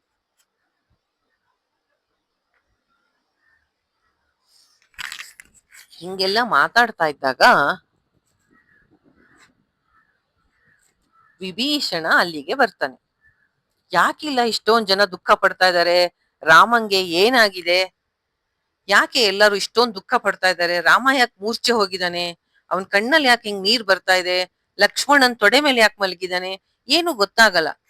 ಆಗ ಲಕ್ಷ್ಮಣ ಹೇಳ್ತಾನೆ, ವಿಭೀಷಣ ನೋಡಿ ಇವತ್ತೆಂತ ಕೆಲ್ಸ ಆಗಿದೆ ಅಂತ, ಆ ಇಂದ್ರಜಿತು ಸೀತೆಯನ್ನು ಕೊಂದ್ಬಿಟ್ಟಿದ್ದಾನೆ, ಹನುಮಂತ ಈ ದುಃಖವಾದ ತಡ್ಕೊಳಕಾಗದೆ ಬಂದು ಹೇಳ್ತಾ ಇದ್ದಾನೆ ನೋಡು, ಆಗ್ನಿಂದಲೂ ನಮ್ಮ ಅಣ್ಣ ಮೂರ್ಛೆ ಹೋಗ್ತಾ ಇದ್ದಾನೆ, ಹೇಳ್ತಾ ಇಲ್ಲ ಅಂತ. ಆಗ ಸುಮ್ಮನಿರು ಅಂತ ವಿಭೀಷಣ ಸನ್ನೆ ಮಾಡ್ತಾನೆ ಲಕ್ಷ್ಮಣನ್ಗೆ, ಕೂಗ್ಬೇಡ ಅಂತ. ರಾಮನ ಹತ್ರ ಹೋಗಿ, ರಾಮ ಹೇ ಜಗದೀಶ ಏಳು, ನಿನ್ನನ್ನು ದುಃಖದಲ್ಲಿ ಮುಳುಗಿಸಿರುವ ಹನುಮಂತ ತಂದ ಸುದ್ದಿ ಸುಳ್ಳು, ನಂಬದಲ್ಲ, ಸೀತೆಯ ಮೇಲೆ ರಾವಣ ಯಾವ ಭಾವನೆ ಇಟ್ಕೊಂಡಿದ್ದಾನೆ ಅಂತ ನನಗೆ ಗೊತ್ತು, ಅವನು ಇಷ್ಟೊಂದೆಲ್ಲ ಆದ್ಮೇಲೆ ಅವನು ಮಾಯಾ ಜಿಂಕೆಯನ್ನ ಕಳಿಸಿ ದ್ವೇಷ ಮರೆಸಿಕೊಂಡು ನಿನ್ನನ್ನ ಆ ಕಡೆ ಕಳಿಸಿ ಅವಳನ್ನ ಅಪಹರಣ ಮಾಡ್ಕೊಂಡು ಬಂದು ಇಲ್ಲಿ ತನ್ನ ಮಕ್ಕಳು ಸೈನ್ಯ ಅಣ್ಣ ತಮ್ಮ ಎಲ್ರು ಕಳ್ಕೊಂಡ ಮೇಲೆ ಸೀತೆಯನ್ನ ಬಿಡ್ತಾನ ಅವನು? ಎಂದಾದರೂ ಸೀತೆಯನ್ನು ಕೊಲ್ಲೋದಕ್ಕೊಂದು ಬಿಡ್ತಾನ? ನಿನಗೊಂದು ವಿಷಯ ಗೊತ್ತಾ, ಅಶೋಕವನದೊಳಗೆ ಒಂದು ಗಂಡಸರು ಎಂಟ್ರಾಗೋ ಹಾಗಿಲ್ಲ ಅವನನ್ನ ಬಿಟ್ಟು.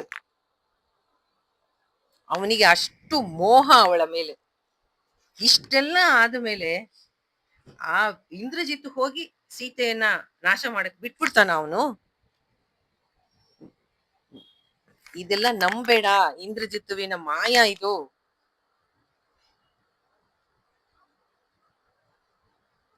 ನಿಂಗೆ ಅದೆಷ್ಟು ಸತಿ ನಿಮ್ಗೆಲ್ಲ ಬುದ್ಧಿ ಹೇಳಿದೀನಿ, ಅವರು ಮಾಯಾವಿಗಳು, ಯಾರನ್ನು ಸೀತೆಯ ಹತ್ರ ಹೋಗಕ್ಕೆ ಬಿಡಲ್ಲ ರಾವಣ, ಅಷ್ಟು ಮೋಹ ಅವಳ ಮೇಲೆ ಅವನಿಗೆ. ಅಂತವಳ ಮೇಲೆ ಇವನು ಹೋಗಿ ಅವಳನ್ನ ಎಳ್ಕೊಂಬಂದು ತಲೆ ಕತ್ತರಿಸಿದ್ರೆ ಇವನ್ ಬಿಡ್ತಾನ ಇಂದ್ರಜಿತ್ತುವಿನ? ಖಂಡಿತ ಇದು ಸುಳ್ಳು.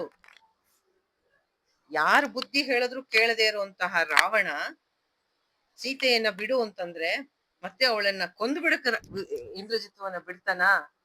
ನನಗೀಗ ಗೊತ್ತಾಯ್ತು, ಯಾಕೆ ಹೇಳ್ತೀನಿ ಕೇಳು. ಅವನು ನಿಕ್ಕುಂಬೆಳೆಗೆ ಹೋಗಿದ್ದಾನೆ ಯಾಗ ಮಾಡಕ್ಕೆ. ಅವನಿಗೆ ಸ್ವಲ್ಪ ಸಮಯ ಬೇಕಾಗಿದೆ. ನೀವೆಲ್ಲ ಇಲ್ಲಿ ದುಃಖ ಪಡ್ತಾ ಇರೋ ಟೈಮಲ್ಲಿ ಅವ್ನು ಯಾಗ ಮುಗಿಸ್ಬಿಡೋಣ ಅಂತ. ನಾನ್ ಹೇಳ್ತೀನಿ ಕೇಳು, ವಾನರರೆಲ್ಲರ ಸಮೇತ ಹನುಮಂತನನ್ನ ಅವನು ಮಾಯೆಯಿಂದ ಮೋಸ ಮಾಡಿದಾನೆ. ಆ ಯಾಗ ಮಾಡಿದ್ರೆ ಅವನು ಅಜೇಯನಾಗ್ಬಿಡ್ತಾನೆ. ಯಾರಿಂದ ತೊಂದ್ರೆ ಆಗದೆ ಇರ್ಲಿ ಅನ್ನಕ್ಕೋಸ್ಕರ ಈ ಉಪಾಯ ಹೂಡಿದಾನವನು. ಸೀತೆ ಸತ್ತಿರೋದು ಸುಳ್ಳು, ದುಃಖ ಬಿಟ್ಟು ಮೇಲೇಳು, ನನಗೆ ಚೆನ್ನಾಗಿ ಗೊತ್ತು, ಇದು ಇಂದ್ರಜಿತ್ತುವಿನ ಮಾಯೆ ಅಂತ ಹೇಳ್ತಾನೆ. ಯಾರು? ವಿಭೀಷಣ. ನಮ್ದು ಇವಾಗ ಏನ್ ಕೆಲಸ ಅಂದ್ರೆ ದುಃಖ ಪಡ್ಕೊಂಡ್ ಕೂತಿರೋದಲ್ಲ, ಅವನಿಗ ಅಲ್ಲಿ ಯಾಗ ಶುರು ಮಾಡಿದಾನೆ. ಬೇಗ ಲಕ್ಷ್ಮಣ ಸೈನ್ಯದ ಸಮೇತ ಅಲ್ಲಿ ಹೋಗಿ ಅವನ ಯಾಗನ ಪೂರ್ತಿ ಮಾಡಬಾರ್ದು, ಅವನನ್ನ ನಾವು ನಾಶ ಮಾಡ್ಬೇಕು. ಬೇಗ ನಡಿ ಲಕ್ಷ್ಮಣ, ನಾವು ಹೋಗಿ ಅವನ ಯಾಗವನ್ನ ಭಂಗ ಮಾಡೋಣ. ಆಮೇಲೆ ಲಕ್ಷ್ಮಣನಿಂದ ಮಾತ್ರ ಅವನನ್ನ ಕೊಲ್ಲಕ್ಕೆ ಸಾಧ್ಯ. ಅವನನ್ನ ಕೊಂದ್ರೆ ರಾವಣನನ್ನ ಕೊಂದಂಗೆ. ಆದಷ್ಟು ಬೇಗ ಹೊರಡ್ಬೇಕು, ಕಾಲ ಬಹಳ ಕಮ್ಮಿ ಇದೆ ಅಂತ ವಿಭೀಷಣ ಹೇಳ್ತಾನೆ. ರಾಮನಿಗೆ ಅರ್ಧ ಮೂರ್ಛಾ ಅವಸ್ಥೆ. ವಿಭೀಷಣ ಹೇಳಿದ್ದ ಅವನಿಗೆ ತಕ್ಷಣ ಗೊತ್ತಾಗಲ್ಲ, ಸ್ವಲ್ಪ ಹೊತ್ತಾದ್ಮೇಲೆ ಪ್ರಜ್ಞೆ ಪೂರ್ತಿ ಬಂದ್ಮೇಲೆ ಎಲ್ಲ ಅರ್ಥ ಆಗತ್ತೆ. ಹೌದು ಹೌದು ಹೌದು, ವಿಭೀಷಣ ಹೇಳ್ತಾ ಇರೋದು ಸರಿ, ಇದು ಇಂದ್ರಜಿತ್ತುವಿನ ಮಾಯೆ. ಸೀತೆ ಸತ್ತಿಲ್ಲ, ಅಶೋಕವನದಲ್ಲಿ ಕ್ಷೇಮವಾಗಿದ್ದಾಳೆ ಅಂತ ತಿಳಿಸಿ, ಲಕ್ಷ್ಮಣ ಬೇಗ ಸೈನ್ಯ ತಗೊಂಡು ಇಂದ್ರಜಿತ್ತುವಿನ ಹತ್ರ ಹೋಗು ಅಂತ, ವಿಭೀಷಣನ ಜೊತೆ ಹೋಗು ಅಂತ ಕಳಿಸ್ತಾನೆ.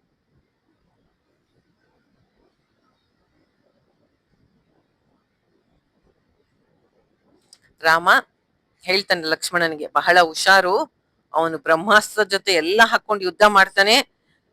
ನೀನು ಅವನ ಎದುರಿಗೆ ದೇವತೆಗಳು ನಿಸ್ಸಹಾಯಕರಾಗ್ತಾರೆ. ಲಕ್ಷ್ಮಣ ಹುಷಾರಾಗಿ ಅವನ ಜೊತೆ ಯುದ್ಧ ಮಾಡು, ಜೊತೆಗೆ ಹನುಮಂತ ಜಾಂಬವಂತ ಎಲ್ರನ್ನೂ ಕರ್ಕೊಂಡು ಹೋಗು. ವಿಭೀಷಣ ಎಲ್ಲಿ ಯಾಗ ಆಗ್ತದೆ ಆ ಜಾಗ ತೋರ್ಸು, ಬೇಗ ಬೇಗ ಹೋಗಿ ಅಂತ ರಾಮ ಹೇಳ್ತಾನೆ. ಇಲ್ಲಿಗೆ ಒಂದು 55 ಮಿನಿಟ್ಸ್ ಆಗಿದೆ, ನಿಲ್ಲಿಸ್ತೀನಿ. ಯಾರಾದ್ರೂ ಹಾಡು ಹೇಳೋರಿದ್ರೆ ಹೇಳಿ, 1-2 ಸೆಕೆಂಡ್ ನಾನು ಇದ್ ಮಾಡ್ಕೋತೀನಿ, ರೆಸ್ಟ್.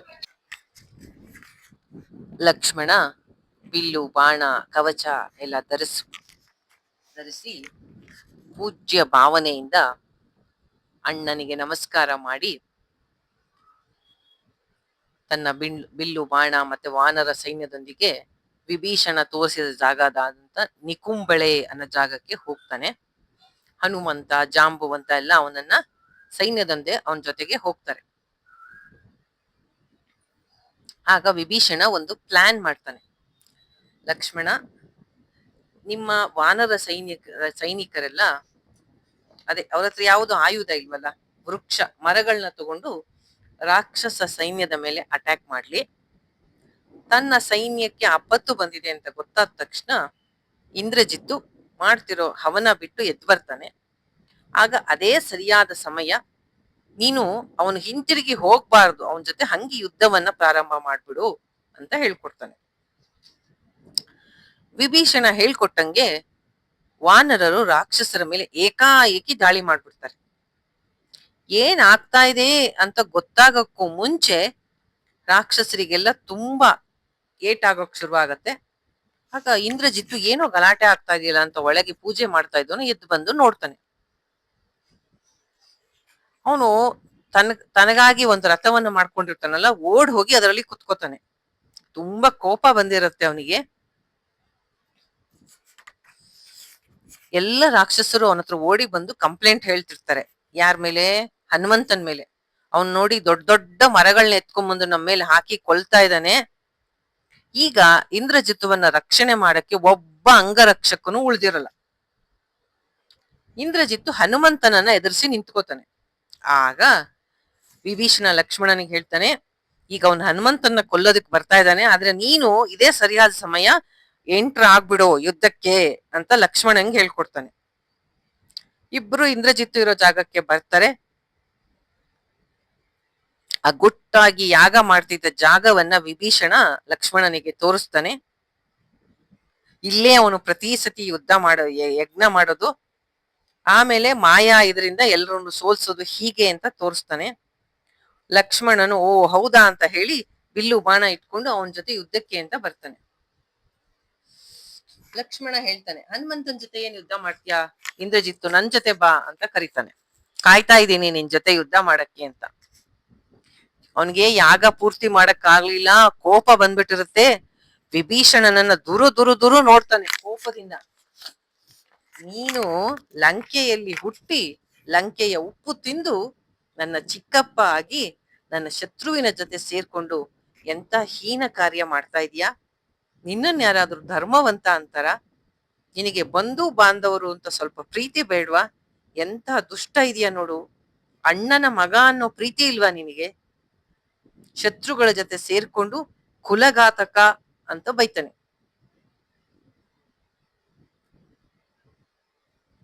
ನಿನ್ನಂತಹ ಬಾಂಧವರಿರೋದಕ್ಕಿಂತ ಶತ್ರುಗಳೇ ಎಷ್ಟೋ ಮೇಲು ಅಂತ ನಿಂದನೆ ಮಾಡ್ತಾನೆ.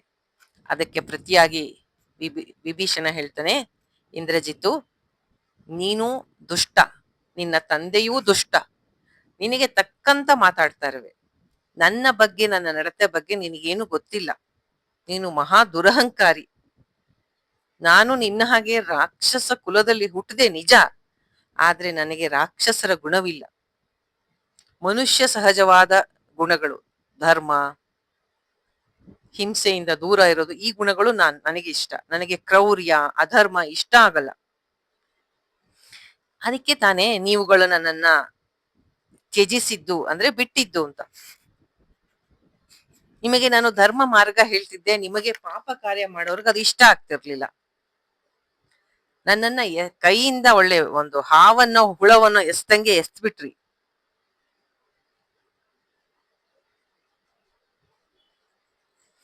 ನಮ್ಮ ಅಣ್ಣ ಮಾಡಿರೋ ಪಾಪಗಳೇನ್ ಕಮ್ಮಿನಾ? ನಿಷ್ಕಾರಣವಾಗಿ ತಪಸ್ಸು ಮಾಡ್ತಾ ಇರೋ ಮಹರ್ಷಿಗಳನ್ನ ಕೊಲ್ಲೋದು, ಅವರು ಮಾಡೋ ಯಾಗ ಯಜ್ಞಗಳಿಗೆ ತೊಂದರೆ ಮಾಡೋದು, ದೇವತೆಗಳ ಜೊತೆಗೆ ಸುಮ್ನೆ ಜಗಳ ಆಡ್ಕೊಂಡು ಹೋಗೋದು, ಎಲ್ಲವನ್ನ ಕದಿಯೋದು, ಆಕ್ಯುಪೈ ಮಾಡೋದು. ಅವನಲ್ಲಿ ಎಷ್ಟೋ ಒಳ್ಳೆ ಗುಣಗಳು ಇದೆ, ಆದ್ರೆ ಈ ಅಧರ್ಮದ ಗುಣಗಳು ಅವನನ್ನ ನುಂಗಿ ಹಾಕ್ತಾ ಇದೆ.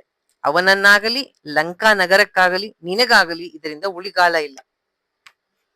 ಇನ್ನು ನೀನೋ ಚಿಕ್ಕೋನಾದ್ರೂ ಬಹಳ ಅವಿವೇಕಿ, ಉದ್ದಟತನ, ಅಹಂಕಾರ. ನಿಮ್ಮಿಬ್ಬರಿಗೂ ಮೃತ್ಯು ಪಾಶ ಸುತ್ಕೊಂಡಿದೆ. ನೀನ್ ಅದೇನೇನ್ ಬೈಬೇಕು ಅಂತೀಯೋ ಬೈಬಿಡು, ನನಗೇನು ಬೇಸರ ಇಲ್ಲ. ಯಾಕೆಂದ್ರೆ ನೀನ್ ಲಕ್ಷ್ಮಣನ್ ಕೈಯಿಂದ ತಪ್ಪಿಸ್ಕೊಂಡು ಹೋಗಕ್ ಆಗಲ್ಲ. ಯುದ್ಧ ಆಡಿ ವೀರ ಸ್ವರ್ಗಕ್ಕೆ ಹೋಗು.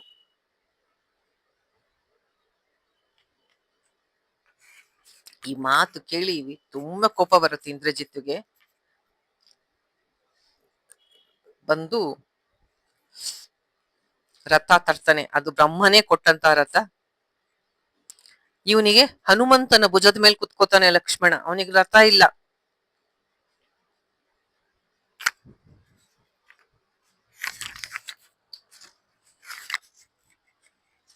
ಇಬ್ಬರ ಮಧ್ಯ ಘೋರವಾದ ಯುದ್ಧ ಆಗತ್ತೆ. ಎಲ್ಲಾ ಬೇರೆಯವರೆಲ್ಲ ನಿಂತು ನೋಡ್ತಾರೆ ಯುದ್ಧವನ್ನ. ಹನುಮಂತನ ಮೇಲೆ ಕೂತ ಲಕ್ಷ್ಮಣ, ಬ್ರಹ್ಮ ಕೊಟ್ಟ ರಥದ ಮೇಲಿದ್ದಂತಹ ಇಂದ್ರಜಿತ್ತು, ಎರಡು ಸಿಂಹಗಳಂತೆ ಕಾದಾಡ್ತಾರೆ. ಸ್ವಲ್ಪ ಹೊತ್ತಿಗೆ ಆಯಾಸ ಆದ್ರೂ ಇಂದ್ರಜಿತ್ತುವಿಗೆ ಲಕ್ಷ್ಮಣ ಹೋರಾಟವನ್ನ ಸಡಿಲ ಮಾಡಲ್ಲ. ಸ್ವಲ್ಪ ಹೊತ್ತು ಮೂರ್ಛೆ ಹೋಗೋದು, ಮತ್ತೆ ಯುದ್ಧ ಮಾಡೋದು. ಅವನು ಲಕ್ಷ್ಮಣನಿಗೆ ಬಾಣ ಬಿಟ್ಟು ಸ್ವಲ್ಪ ಹೊತ್ತು ಸಮಯ ಸಿಕ್ಕಾಗೆಲ್ಲ ಹನುಮಂತಂಗೊಂದು ವಿಭೀಷಣಂಗೊಂದು ಬಾಣ ಬಿಟ್ಟು ಬಿಟ್ಟು ನೋಯಿಸ್ತಾ ಇರ್ತಾನೆ. ಯಾರು? ಇಂದ್ರಜಿತ್ತು. ವಿಭೀಷಣಂಗೆ ತುಂಬಾ ಜಿಗುಪ್ಸೆ ಆಗತ್ತೆ. ಅದೆಷ್ಟು ಬಾಣ ಹೊಡಿತೀಯೋ ಹೊಡಿ ಅಂತ ತನ್ನ ಮೈ ಮೇಲೆ ಗಾಯಗಳನ್ನೆಲ್ಲ ಕಿತ್ತಿ ಕಿತ್ತಿ ಹಾಕ್ತಾ ಇರ್ತಾನೆ ಬಾಣಗಳನ್ನ. ಇಬ್ಬರಿಗೂ ಬಹಳ ಆಯಾಸ ಆಗತ್ತೆ, ಆದ್ರೂ ನಿಲ್ಸಲ್ಲ, ಯುದ್ಧ ಮಾಡ್ತಾನೇ ಇರ್ತಾರೆ. ಇಬ್ಬರಿಗೂ ಸುತ್ತ ಯಾರಿದಾರೇನ ಪರಿವಿಲ್ದೆ ಒಬ್ಬರ ಮೇಲೆ ಒಬ್ರು ಹಂಗೆ ಬಾಣಗಳನ್ನ ಬಿಡ್ತಾ ಇರ್ತಾರೆ. ಈ ರೀತಿ ಯುದ್ಧ ಈ ಪುಸ್ತಕದಲ್ಲಿ ಒಂದು 5-6 ಪೇಜಾರು ಇದೆ. ನಾನು ಒಂದ್ 2 ಲೈನಲ್ಲಿ ಹೇಳ್ತಾ ಇದ್ದೀನಿ. ಈ ರೀತಿ ಯುದ್ಧ 3 ಹಗಲು 3 ರಾತ್ರಿ ನಡೆಯುತ್ತೆ. ಒಂದೊಂದ್ಸತಿ ಜಾಸ್ತಿ ತೀವ್ರವಾಗತ್ತೆ, ಸ್ವಲ್ಪ ಹೊತ್ತು ಸುಸ್ತಾಗತ್ತೆ, ಮತ್ತೆ ಶುರು ಮಾಡ್ತಾರೆ. ಮಧ್ಯದಲ್ಲಿ ಏನಾಗತ್ತೆ ಅಂದ್ರೆ, ಒಂದು ಸತಿ ಇಂದ್ರಜಿತ್ತುವಿನ ರಥ ಲಕ್ಷ್ಮಣ ಪುಡಿ ಪುಡಿ ಮಾಡ್ಬಿಡ್ತಾನೆ, ಹನುಮಂತ ಕುಟ್ಟಿ ಪುಡಿ ಮಾಡ್ಬಿಡ್ತಾನೆ. ಆಗ ಮಾಯೆಯಿಂದ ತನ್ನ ಸೈನಿಕರಿಗೆ ಹೇಳ್ತಾನೆ, ಯುದ್ಧ ಮಾಡ್ತಾ ಇರಿ, ನಾನ್ ಲಂಕೆಗೆ ಹೋಗಿ ಇನ್ನೊಂದು ರಥವನ್ನ ತರ್ತೀನಿ ಅಂತ ಹೇಳಿ ಮತ್ತೆ ಕದ್ದು ಲಂಕೆಗೆ ಹೋಗಿ ಇನ್ನೊಂದು ರಥ ಬಿಲ್ಲು ಬಾಣಗಳನ್ನ ತರ್ತಾನೆ. ಅವನು ಗೊತ್ತಾಗದ ಹಾಗೆ ಇಂದ್ರಜಿತ್ತು.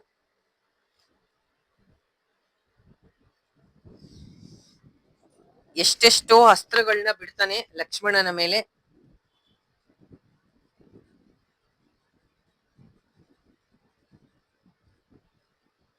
ಕೊನೆಗೆ ಲಕ್ಷ್ಮಣ ಐಂದ್ರಾಸ್ತ್ರ ಅನ್ನೋದನ್ನ ಆಮಂತ್ರಿಸಿ, ರಾಮ ಲೋಕೈಕ ವೀರ, ಧರ್ಮಾತ್ಮ, ಅವನು ಸತ್ಯವಂತ ಆಗಿದ್ರೆ ಈ ನನ್ನ ಅಸ್ತ್ರ ಈ ರಾವಣ ಪುತ್ರನಾದ ಇಂದ್ರಜಿತುವನ್ನ ಕೊಲ್ಲಲಿ ಅಂತ ಮನಸ್ಸಲ್ಲಿ ಸಂಕಲ್ಪ ಮಾಡಿ ಅದನ್ನ ಅವನ ಮೇಲೆ ಬಿಡ್ತಾನೆ. ಅದು ಹೋಗಿ ಇಂದ್ರಜಿತುವಿನ ತಲೆಯನ್ನ ಕತ್ತರಿಸಿ ಹಾಕತ್ತೆ. ನಾನು ತುಂಬಾ ಚಿಕ್ಕದಾಗಿ ಹೇಳಿದೆ, ಇದು ತುಂಬಾ ದೊಡ್ಡದಾಗಿದೆ. ಯಾಕೆಂದ್ರೆ ತುಂಬಾ ಮುಖ್ಯವಾದ ಕ್ಯಾರೆಕ್ಟರ್ ಇಂದ್ರಜಿತುದು. ಇದರಲ್ಲಿ ಸಾಕಷ್ಟು ಯುದ್ಧದ ವಿಷಯ ಚಿಂತನೆ ಮಾಡಿ ಮಾಡಿ ಸಾಕಾಯ್ತು, ಸಾಕು ಇಷ್ಟು ಅಂತ ಅನಿಸ್ತು ನನಗೆ.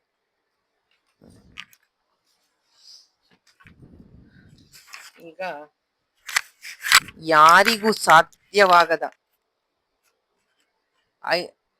ಅವನ ತಲೆ ನೆಲಕ್ಕೆ ಬಿದ್ದ ತಕ್ಷಣ ರಾಕ್ಷಸರಿಗೆಲ್ಲ ಹೆದರಿಕೆ ಆಗಿ ಸಾಧ್ಯ ಆದಷ್ಟು ಬೇಗ ಓಡೋಗಿ ಲಂಕೆ ಸೇರ್ಕೋತಾರೆ. ರಾಮ ಲಕ್ಷ್ಮಣರಿಗೆ ನುಂಗಲಾರದ ತುತ್ತಾಗಿದ್ದ ಇಂದ್ರಜಿತು, ರಾವಣನ ಏಕೈಕ ಆಶಾ ಕಿರಣ ಆಗಿದ್ದ ಇಂದ್ರಜಿತು, ಬ್ರಹ್ಮನ ಮರಿಮೊಮ್ಮಗನಾದ ಇಂದ್ರಜಿತು ರಣರಂಗದಲ್ಲಿ ಸತ್ತು ಬೀಳ್ತಾನೆ. ಇಂದ್ರನನ್ನೇ ಸೆರೆ ಹಿಡಿದು ಲಂಕೆಗೆ ತಂದ ಇಂದ್ರಜಿತು ಲಕ್ಷ್ಮಣನ ಐಂದ್ರಾಸ್ತ್ರದಿಂದಲೇ ಸತ್ತು ಮಲಗಿರೋದು ವಿಧಿಯ ವಿಡಂಬನೆಯಾಗಿತ್ತು ಅಂತ ಬರೀತಾರೆ ವಾಲ್ಮೀಕಿಗಳು. ಲಕ್ಷ್ಮಣ ಸಾಧಿಸಿದ ಸಾಹಸ ನೋಡಿ ಹನುಮಂತ, ಜಾಂಬವಂತ, ವಿಭೀಷಣ ಎಲ್ರಿಗೂ ಆಶ್ಚರ್ಯ ಆಗತ್ತೆ. ಅಸಾಧ್ಯವಾದದ್ದನ್ನ ಲಕ್ಷ್ಮಣ ಸಾಧಿಸಿರ್ತಾನೆ. ಆಕಾಶದಿಂದ ದೇವತೆಗಳು ಪುಷ್ಪ ವೃಷ್ಟಿಯನ್ನ ಮಾಡ್ತಾರೆ. ಲಕ್ಷ್ಮಣನ ಇಡೀ ಮೈಯಲ್ಲಿ ಎಲ್ಲಲ್ಲಿ ಗಾಯ ಆಗಿ ರಕ್ತ ಬರ್ತಾ ಇರುತ್ತೆ. ಎಲ್ಲರೂ ಜಯ ಜಯಕಾರ ಹಾಕಿ ಇನ್ನೇನು ರಾಮನ ಕಾರ್ಯ ಮುಗಿತು, ಉಳಿದಿರೋದ್ ರಾವಣ ಒಬ್ನೇ, ಅವನನ್ನ ರಾಮ ಬಹಳ ಸುಲಭವಾಗಿ ಕೊಲ್ತಾನೆ ಅಂತ ಎಲ್ರು ಮಾತಾಡ್ಕೋತಾ ಇರ್ತಾರೆ. ಲಕ್ಷ್ಮಣನ ಬಾಡಿ ಪೂರ್ತಿ ರಕ್ತದಲ್ಲಿ ನೆಂದೋಗಿರುತ್ತಂತೆ. ವಿಭೀಷಣ, ಹನುಮಂತ, ಜಾಂಬವಂತರೊಂದಿಗೆ ಹೆಮ್ಮೆಯಿಂದ ರಾಮನ ಬಳಿಗೆ ಬರ್ತಾನೆ. ಎಲ್ಲರ ಮುಖದಲ್ಲೂ ವಿಜಯದ ಆನಂದ ಇರುತ್ತೆ. ಲಕ್ಷ್ಮಣ ಅಣ್ಣನ ಪಾದಕ್ಕೆ ನಮಸ್ಕಾರ ಮಾಡಿ ಆಯಾಸದಿಂದ ಎದುರುಸಿರು ಬಿಡ್ತಿರ್ತಾನೆ. ಇಂದ್ರಜಿತ್ತು ಇನ್ನಿಲ್ಲ ಅನ್ನೋ ಸಂಗತಿಯನ್ನ ಹೇಳ್ತಾನೆ ರಾಮಂಗೆ. ವಿಭೀಷಣ ರಾಮನ ಹತ್ತಿರಕ್ಕೆ ಹೋಗಿ ಹೇಗೆ ಯುದ್ಧ ಆಯ್ತು ಎಲ್ಲವನ್ನ ವಿವರಿಸಿ ಹೇಳ್ತಾನೆ. ಇಂದ್ರಜಿತ್ತು ಸತ್ತಿರೋದನ್ನ ದೃಢಪಡಿಸ್ತಾನೆ. ರಾಮನ ಸಂತೋಷಕ್ಕೆ ಪಾರವೇ ಇಲ್ಲ. ಅಸಾಧ್ಯವಾದದ್ದನ್ನ ಲಕ್ಷ್ಮಣ ಸಾಧಿಸಿದಾನೆ ಅಂತ ತಮ್ಮನ ಬಗ್ಗೆ ತುಂಬಾ ಹೆಮ್ಮೆ ಆಗತ್ತೆ. ಅವನನ್ನ ಪ್ರೀತಿಯಿಂದ ಆಲಂಗಿಸ್ಕೊಂಡು ಹೇಳ್ತಾನೆ, ಮಗು ಲಕ್ಷ್ಮಣ, ನನಗೆ ಇವತ್ತು ಬಹಳ ಸಂತೋಷ ಆಗಿದೆ. ಎಲ್ಲೋ ದೂರದಲ್ಲಿ ಇದ್ದ ವಿಜಯ ಇನ್ನು ನಮ್ಮ ಕೈಗೆ ಎಟ್ಕೋ ಹಾಗಾಗಿದೆ ಅಂತ ಹೇಳಿದಾಗ ಲಕ್ಷ್ಮಣ ಅಣ್ಣ ಹೊಗಳಿದ್ದಕ್ಕೆ ನಾಚಿಕೆಯಿಂದ ತಲೆ ಬಗ್ಗಿಸ್ಕೊಂಡು ನಿಂತ್ಕೋತಾನೆ. ರಾಮ ತೊಡೆ ಮೇಲೆ ಕೂಡಿಸ್ಕೊಳಕ್ ಹೋಗ್ತಾನೆ ಲಕ್ಷ್ಮಣನನ್ನ. ಮುದ್ದು ಮಗುವನ್ನ ಮುದ್ದು ಮಾಡೋ ಹಾಗೆ ರಾಮ ಮಾಡ್ತಾನೆ. ಲಕ್ಷ್ಮಣನಿಗೆ ಒಂದು ರೀತಿ ಸಂಕೋಚ ಆಗತ್ತೆ. ಅವನನ್ನ ಆಲಂಗಿಸ್ಬಿಟ್ಟು ಅವನ ಮೈ ಮೇಲೆಲ್ಲ ರಕ್ತ ಆಗಿದ್ ನೋಡಿ ಪ್ರೀತಿಯಿಂದ ನೇವರಿಸಿ ರಾಮ ಹೇಳ್ತಾನೆ, ಲಕ್ಷ್ಮಣ, ಬಹಳ ಕಷ್ಟದ ಕಾರ್ಯ ಮಾಡಿದ್ಯಪ್ಪ. ನಿನ್ ಮಗ ಸತ್ತ ಅಂತ ಕೇಳಿದ್ರೆ ರಾವಣ ಸತ್ತಂತೆ. ಈ ನಿನ್ನಿಂದ ನನಗೆ ಯುದ್ಧದಲ್ಲಿ ವಿಜಯ ಸಿಗತ್ತೇನೋ ಅಂತ ಅನಿಸ್ತಿದೆ. ರಾವಣನ ಬಲಗೈ ಬಿದ್ದೋಯ್ತು. ನೀನೊಬ್ಬನೇ ಅಲ್ಲ ಲಕ್ಷ್ಮಣ, ನನ್ನ ಈ ಯುದ್ಧದ ವಿಜಯದಲ್ಲಿ ಹನುಮಂತ ಮತ್ತು ವಿಭೀಷಣರ ಪಾತ್ರ ತುಂಬಾ ದೊಡ್ಡದು. ನೀವುಗಳೆಲ್ಲ ಸೇರಿ ಇಂದ್ರಜಿತ್ತುವನ್ನ ಎದುರಿಸಿ ರಾಕ್ಷಸ ಸೈನ್ಯವನ್ನ ನಾಶ ಮಾಡಿದ್ದೀರಾ. ಅವನು ಸತ್ತಿದಾನೆ ಅಂದ್ರೆ ನಂಗೆ ನಂಬಕ್ಕೆ ಆಗ್ತಾ ಇಲ್ಲ. ರಾವಣ ಮಹಾಶೂರ, ಯುದ್ಧಕ್ಕೆ ಮಗ ಸತ್ರು ಧೈರ್ಯ ಕೆಡಲ್ಲ, ಬಂದೇ ಬರ್ತಾನೆ, ಯುದ್ಧ ಮಾಡ್ತಾನೆ, ಸೋಲ್ತಾನೆ, ನಾನು ಅವನನ್ನ ಕೊಲ್ತೀನಿ, ಸೀತೆಯನ್ನ ಸದ್ಯದಲ್ಲೇ ನಾನು ನೋಡ್ತೀನಿ ಅಂತ ರಾಮ ಸಂತೋಷದಿಂದ ಹೇಳ್ತಾನೆ. ಆಮೇಲೆ ರಾಮ ಹೇಳ್ತಾನೆ, ಆ ವಾನರ ಸೈನ್ಯದ ವೈದ್ಯ ಆದ ಸುಷೇಣ ಅನ್ನೋನನ್ನ ಕರೆದು ನೋಡಿ, ನನ್ನ ತಮ್ಮ ಲಕ್ಷ್ಮಣ ಎಷ್ಟು ಗಾಯ ಆಗಿದೆ, ಹನುಮಂತ, ವಿಭೀಷಣ ಎಷ್ಟು ಪೆಟ್ಟಾಗಿದೆ ಇವ್ರಿಗೆಲ್ಲ. ನಿಮ್ಮ ವಿದ್ಯೆಯೆಲ್ಲ ಬಳಸಿ ಇವರ ನೋವನ್ನ ನಿವಾರಣೆ ಮಾಡಿ. ಇವರೆಲ್ಲ ನನಗೆ ತುಂಬಾ ಅಗತ್ಯವಾಗಿ ಬೇಕಾದವರು. ಇವ್ರಿಗೆ ಏನೇನು ಔಷಧಿಯ ನೆರವು ಬೇಕೋ ಅದೆಲ್ಲವನ್ನ ಮಾಡಿ ಅಂತ ಹೇಳ್ತಾನೆ. ಸುಷೇಣ ಬಂದು ಎಲ್ಲ ಮೂಲಿಕೆಗಳನ್ನ ಹಚ್ಚಿ ಅವರೆಲ್ಲ ನೋವನ್ನ ಪರಿಹಾರ ಆಗುವಾಗೆ ಮಾಡ್ತಾನೆ. ಎಲ್ರಿಗೂ ಆಯಾಸ ಪರಿಹಾರ ಆಗತ್ತೆ. ಉತ್ಸಾಹದಿಂದ ಮೊದಲಿನಂತೆ ಆಗ್ತಾರೆ. ರಾಮ ಲಕ್ಷ್ಮಣರು ಮುಂದೆ ಏನ್ ಮಾಡ್ಬೇಕು ಯುದ್ಧದಲ್ಲಿ, ಹೇಗೆ ರಾವಣನನ್ನ ಎದುರಿಸ್ಬೇಕು ಅಂತ ಮೊದಲು ಒಂದು ಚಿಂತನೆ ಮಾಡ್ತಾರೆ. ಆಮೇಲೆ ರಾಮ ಲಕ್ಷ್ಮಣರ ಜೊತೆ ಸೇರಿ ವಾನರ ಸೈನ್ಯ ಪೂರ್ತಿ ಹಬ್ಬವೋ ಹಬ್ಬ ಅಂತ ಹಬ್ಬವನ್ನ ಆಚರಿಸುತ್ತೆ. ಈ ಒಂದು ಘಟನೆಗಳನ್ನ ನೋಡಿದ್ರೆ ಇಡೀ ರಾಮಾಯಣದಲ್ಲಿ ಇಂದ್ರಜಿತ್ತುವಿನ ವಧೆಯೇ ತುಂಬಾ ಮುಖ್ಯವಾದದ್ದು. ಕುಂಭಕರ್ಣ, ಇಂದ್ರಜಿತ್ತು ಇವರೆಲ್ಲ ತುಂಬಾ ಮುಖ್ಯ ಪಾತ್ರಗಳು, ರಾವಣನಿಗೆ ಸಪೋರ್ಟ್ ಆಗಿರ್ತಾರೆ. ಇಂದ್ರಜಿತ್ತು ಯುದ್ಧದಲ್ಲಿ ಪ್ರಾಣ ಬಿಟ್ಟಿರೋದು ರಾವಣನಿಗೆ ಮಂತ್ರಿಗಳಿಂದ ಗೊತ್ತಾಗತ್ತೆ. ಅವರು ಮತ್ತೆ ಎಲ್ಲ ಎಕ್ಸ್ಪ್ಲೇನ್ ಮಾಡ್ತಾರೆ, ಹೇಗೆ ಇಂದ್ರಜಿತ್ತು ಲಕ್ಷ್ಮಣನ ಜೊತೆ ಯುದ್ಧ ಬಹಳ ಚೆನ್ನಾಗಿ ಮಾಡ್ದ, ಲಕ್ಷ್ಮಣನಿಗೆ ಒಂದು ನಿಮಿಷವೂ ಸಮಯ ಕೊಡ್ದಂಗೆ ಅವನನ್ನು ಅಟ್ಯಾಕ್ ಮಾಡ್ದ, ಲಕ್ಷ್ಮಣನಿಗೆ ಎಷ್ಟು ಹಿಂಸೆ ಕೊಟ್ಟ ಎಲ್ಲವನ್ನ ಹೇಳಿದಾಗ ರಾವಣ ಸಂತೋಷದಿಂದ ಕೇಳ್ತಾ ಇರ್ತಾನೆ. ಕೊನೆಗೆ ಯಾರಿಗೂ ಸೋಲದಿದ್ದ ನಿಮ್ಮ ಮಗ ಲಕ್ಷ್ಮಣನಿಂದ ಸೋತು ಘೋರವಾದ ಯುದ್ಧದಲ್ಲಿ ಕೊಲ್ಲಲ್ಪಟ್ಟು ಪಿತೃಲೋಕ ಸೇರಿದ ಅಂತ ಹೇಳ್ತಾರೆ. ಯಾರ್ದೋ ಸಾವಿನ ವಿಷಯ ಕೇಳ್ದಂಗೆ ರಾವಣ ಫಸ್ಟ್ ಕೇಳ್ತಾನೆ. ಕಿವಿ ನಂಬಕ್ಕೆ ಆಗಲ್ಲ. ಇಂದ್ರಜಿತ್ತು ಇಂದ್ರಜಿತ್ತು ಅದೇಗ್ ಸಾಧ್ಯ? ಆಮೇಲೆ ಗೊತ್ತಾಗತ್ತೆ ಇದು ನಿಜ ಅಂತ. ಹೋ ಅಂತ ದುಃಖ ತಡಿಲಾರದೆ ಅಳದು ಮೂರ್ಛೆ ಹೋಗೋದು, ದುಃಖ ಪಡೋದು. ಎಷ್ಟು ಸಂಕಟ ಪಡ್ತಾನೆ ಅಂದ್ರೆ ಇಡೀ ಪ್ರಕೃತಿಗೆ ಕರುಣೆ ಬಂತಂತೆ ಅವನನ್ನ ನೋಡಿ. ಅವನ ಮೂರ್ಛೆ ಹೋಗಿದ್ರೆ ಬೆಟರ್, ಎಚ್ಚರ ಇದ್ರೆ ತುಂಬಾ ಸಂಕಟ ಪಡ್ತಾನೆ ಅಂತ. ಎಷ್ಟೋ ಹೊತ್ತಾದ್ಮೇಲೆ ರಾವಣನಿಗೆ ಎಚ್ಚರ ಆಯ್ತು. ನನ್ನ ಅಪ್ರತಿಮ ವೀರ ಮಗ ಇನ್ನೊಬ್ಬನನ್ನು ಎಲ್ಲಿಂದ ತರ್ಲಿ ನಾನು? 3 ಲೋಕಗಳಲ್ಲಿ ಯಾರು ನಿನ್ನನ್ನು ಮುಟ್ಟಕ್ ಸಾಧ್ಯ ಇರ್ಲಿಲ್ಲ. ಇಂದ್ರನನ್ನೇ ಸೋಲಿಸಿದ ನಿನ್ನನ್ನ ಲಕ್ಷ್ಮಣ ಹೇಗೆ ಸೋಲಿಸ್ದ? ಕೋಪ ಬಂತು ಅಂದ್ರೆ ಮಹಾದೇವನ ಮಂದರ ಪರ್ವತವನ್ನೇ ಸೀಳ್ಬಿಡ್ತಾ ಇದ್ದೆ. ಅಂತಹ ನಿನ್ನನ್ನ ಆ ಲಕ್ಷ್ಮಣ ಹೇಗೆ ಎದುರಿಸ್ದ? ನಾನು ಬದುಕಿದ್ದಾಗ್ಲೇ ನಿನ್ನನ್ ಕರ್ಕೊಂಡು ಹೋದ್ನಲ್ಲ ಯಮ, ಅವನ್ ಧೈರ್ಯ ನಾನ್ ಮೆಚ್ಬೇಕು. ಮಗು, ನಿನಗೆ ಯುದ್ಧ ಮಾಡ್ತಾ ಸಾವಾಗಿರೋದ್ರಿಂದ ನಿನಗೆ ವೀರ ಸ್ವರ್ಗ ಪ್ರಾಪ್ತಿ ಆಗತ್ತೆ. ನಿನ್ನ ಸಾವು ಕೇಳಿ ದೇವತೆಗಳು ಎಲ್ರು ಬಹಳ ಖುಷಿ ಪಟ್ಟಿರ್ತಾರೆ. ನೀನಿಲ್ಲದ ಭೂಮಿ ನನಗೆ ಶೂನ್ಯವಾಗಿದೆ ಮೇಘನಾಥ, ನನ್ನ ರಾಜ್ಯದ ಕಳೆಗ್ ಹೊಟ್ಟೋಗಿದೆ. ಈ ಪ್ರೀತಿಯ ಲಂಕೆ, ತಂದೆ ತಾಯಿ ಹೆಂಡತಿ ಎಲ್ರೂನು ಬಿಟ್ಬಿಟ್ಟು ಹೋಗ್ಬಿಟ್ಟಿಯಪ್ಪ ಅಂತ ಅಳ್ತಾನೆ. ತುಂಬಾ ಇದೆಲ್ಲ ಒಂಥರ ಟಚಿಂಗ್ ಆಗಿದೆ. ನಿನಗೆ ಸ್ವರ್ಗವೇ ಪ್ರಿಯ ಆಯ್ತಪ್ಪ ಈ ಲಂಕೆಗಿಂತ. ತಂದೆಯ ಅಪರ ಕರ್ಮಗಳನ್ನ ಮಾಡಬೇಕಾದದ್ದು ಮಗನ ಕರ್ತವ್ಯ. ಆದ್ರೆ ಇದನ್ನ ನೀನು ತಿರುವು ಮುರುವು ಮಾಡ್ಬಿಟ್ಟಿಯಲ್ಲೋ ಮಗನೇ ಅಂತ ಅಳ್ತಾನೆ.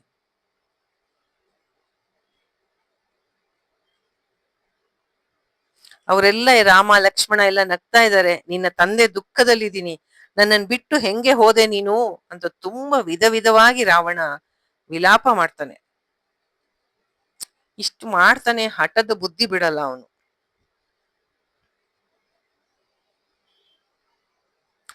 ಇದ್ದಕ್ಕಿದ್ದಂತೆ ಅವನಿಗೆ ದುಃಖ ಹೋಗಿ ಕೋಪ ಬಂತು. ಮೊದಲೇ ಕೋಪ ಜಾಸ್ತಿ ಅವನಿಗೆ. ಇದೆಲ್ಲ ಘಟನೆಗೂ ಕಾರಣ ಸೀತೆ. ಅವಳನ್ನು ಕೊಂದು ಬಿಡ್ತೀನಿ ನಾನು. ಅವನ ಬಳಿಗೆ ಯಾರು ಹೋಗಕ್ ಆಗ್ತಾ ಇರ್ಲಿಲ್ಲ, ಅಷ್ಟು ಹೆದರಿಕೆ ಆಗ್ತಿತ್ತು. ರಾವಣ ಹಂಗಿದ್ದ.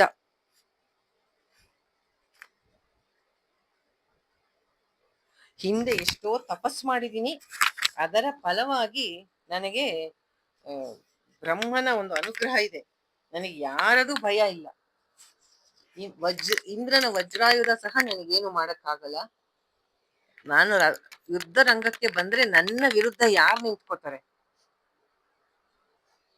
ಆದ್ರಿಂದ ನನ್ನ ದಿವ್ಯ ಧನಸ್ಸು ರಥವನ್ನು ತನ್ನಿ ಅಂತ ಹೇಳಿ ಕತ್ತಿ ಎತ್ಕೊಂಡು ಮೈ ಮೇಲೆ ಪ್ರಜ್ಞೆ ಇಲ್ಲದಂತೆ ಕೋಪದಿಂದ ಸೀತೆಯನ್ನ ಕೊಲ್ಲೋದಕ್ಕೆ ಅಶೋಕವನದ ಕಡೆ ಹೊರಡ್ತಾನೆ. ಅವಾಗ ಹೇಳ್ತಾನೆ, ಕೋಪದಿಂದ ಕೂಗ್ತಿರ್ತಾನೆ, ನನ್ ಮಗ ಕಪಿಗಳನ್ನೆಲ್ಲ ವಂಚನೆ ಮಾಡಕ್ಕೋಸ್ಕರ ಮಾಯಾ ಸೀತೆಯನ್ನ ತಂದು ಕೊಂದ ಅಲ್ವಾ, ನಾನೀಗ ಅದನ್ನ ಸತ್ಯ ಮಾಡ್ತೀನಿ. ಅವಳು ಆಡೋ ಪದ ನೋಡಿ, ಆ ಕ್ಷತ್ರಿಯ ನೀಚನನ್ನೇ ನಂಬಿರುವ ಅವಳನ್ನು ಇವಾಗ ಕೊಂದು ಬಿಡ್ತೀನಿ ಅಂತ ರಭಸವಾಗಿ ನಡ್ಕೊಂಡು ಎಲ್ಲ ನಡಕ್ತಿದ್ರಂತೆ. ನೋಡಿ, ಅವನ ಹಿಂದೆ ಅವನ ಹೆಂಡತಿರು ಮಂತ್ರಿಗಳು ಓಡಿ ಓಡಿ ಹೋದ್ರಂತೆ. ಈ ಪರಿ ಕೋಪ ರಾವಣನಿಗೆ ಅವ್ರು ಯಾರು ನೋಡಿರಲ್ಲ ಇಷ್ಟು ದಿನ. ಸೀತೆ ಇರೋ ಕಡೆಗೆ ರಾವಣ ಕತ್ತಿಯನ್ನ ಜಳಪಿಸುತ್ತಾ, ಅಂದ್ರೆ ಕತ್ತಿಯನ್ನ ತಿರುಗಿಸ್ತಾ ಹೋಗ್ತಾನೆ. ಮುಂದೆ ಏನಾಯ್ತು ಅನ್ನೋದನ್ನ ಮುಂದಿನ ಕ್ಲಾಸಲ್ಲಿ ನೋಡೋಣ. 7 ಗಂಟೆ ಆಗ್ತಾ ಇದೆ. ಇವತ್ತಿನ ಕ್ಲಾಸನ್ನು ಮುಗಿಸೋಣ. ಸರ್ವಂ ಸೀತಾ ರಾಮಚಂದ್ರ ಅರ್ಪಣಮಸ್ತು. ಹರೇ ಕೃಷ್ಣ.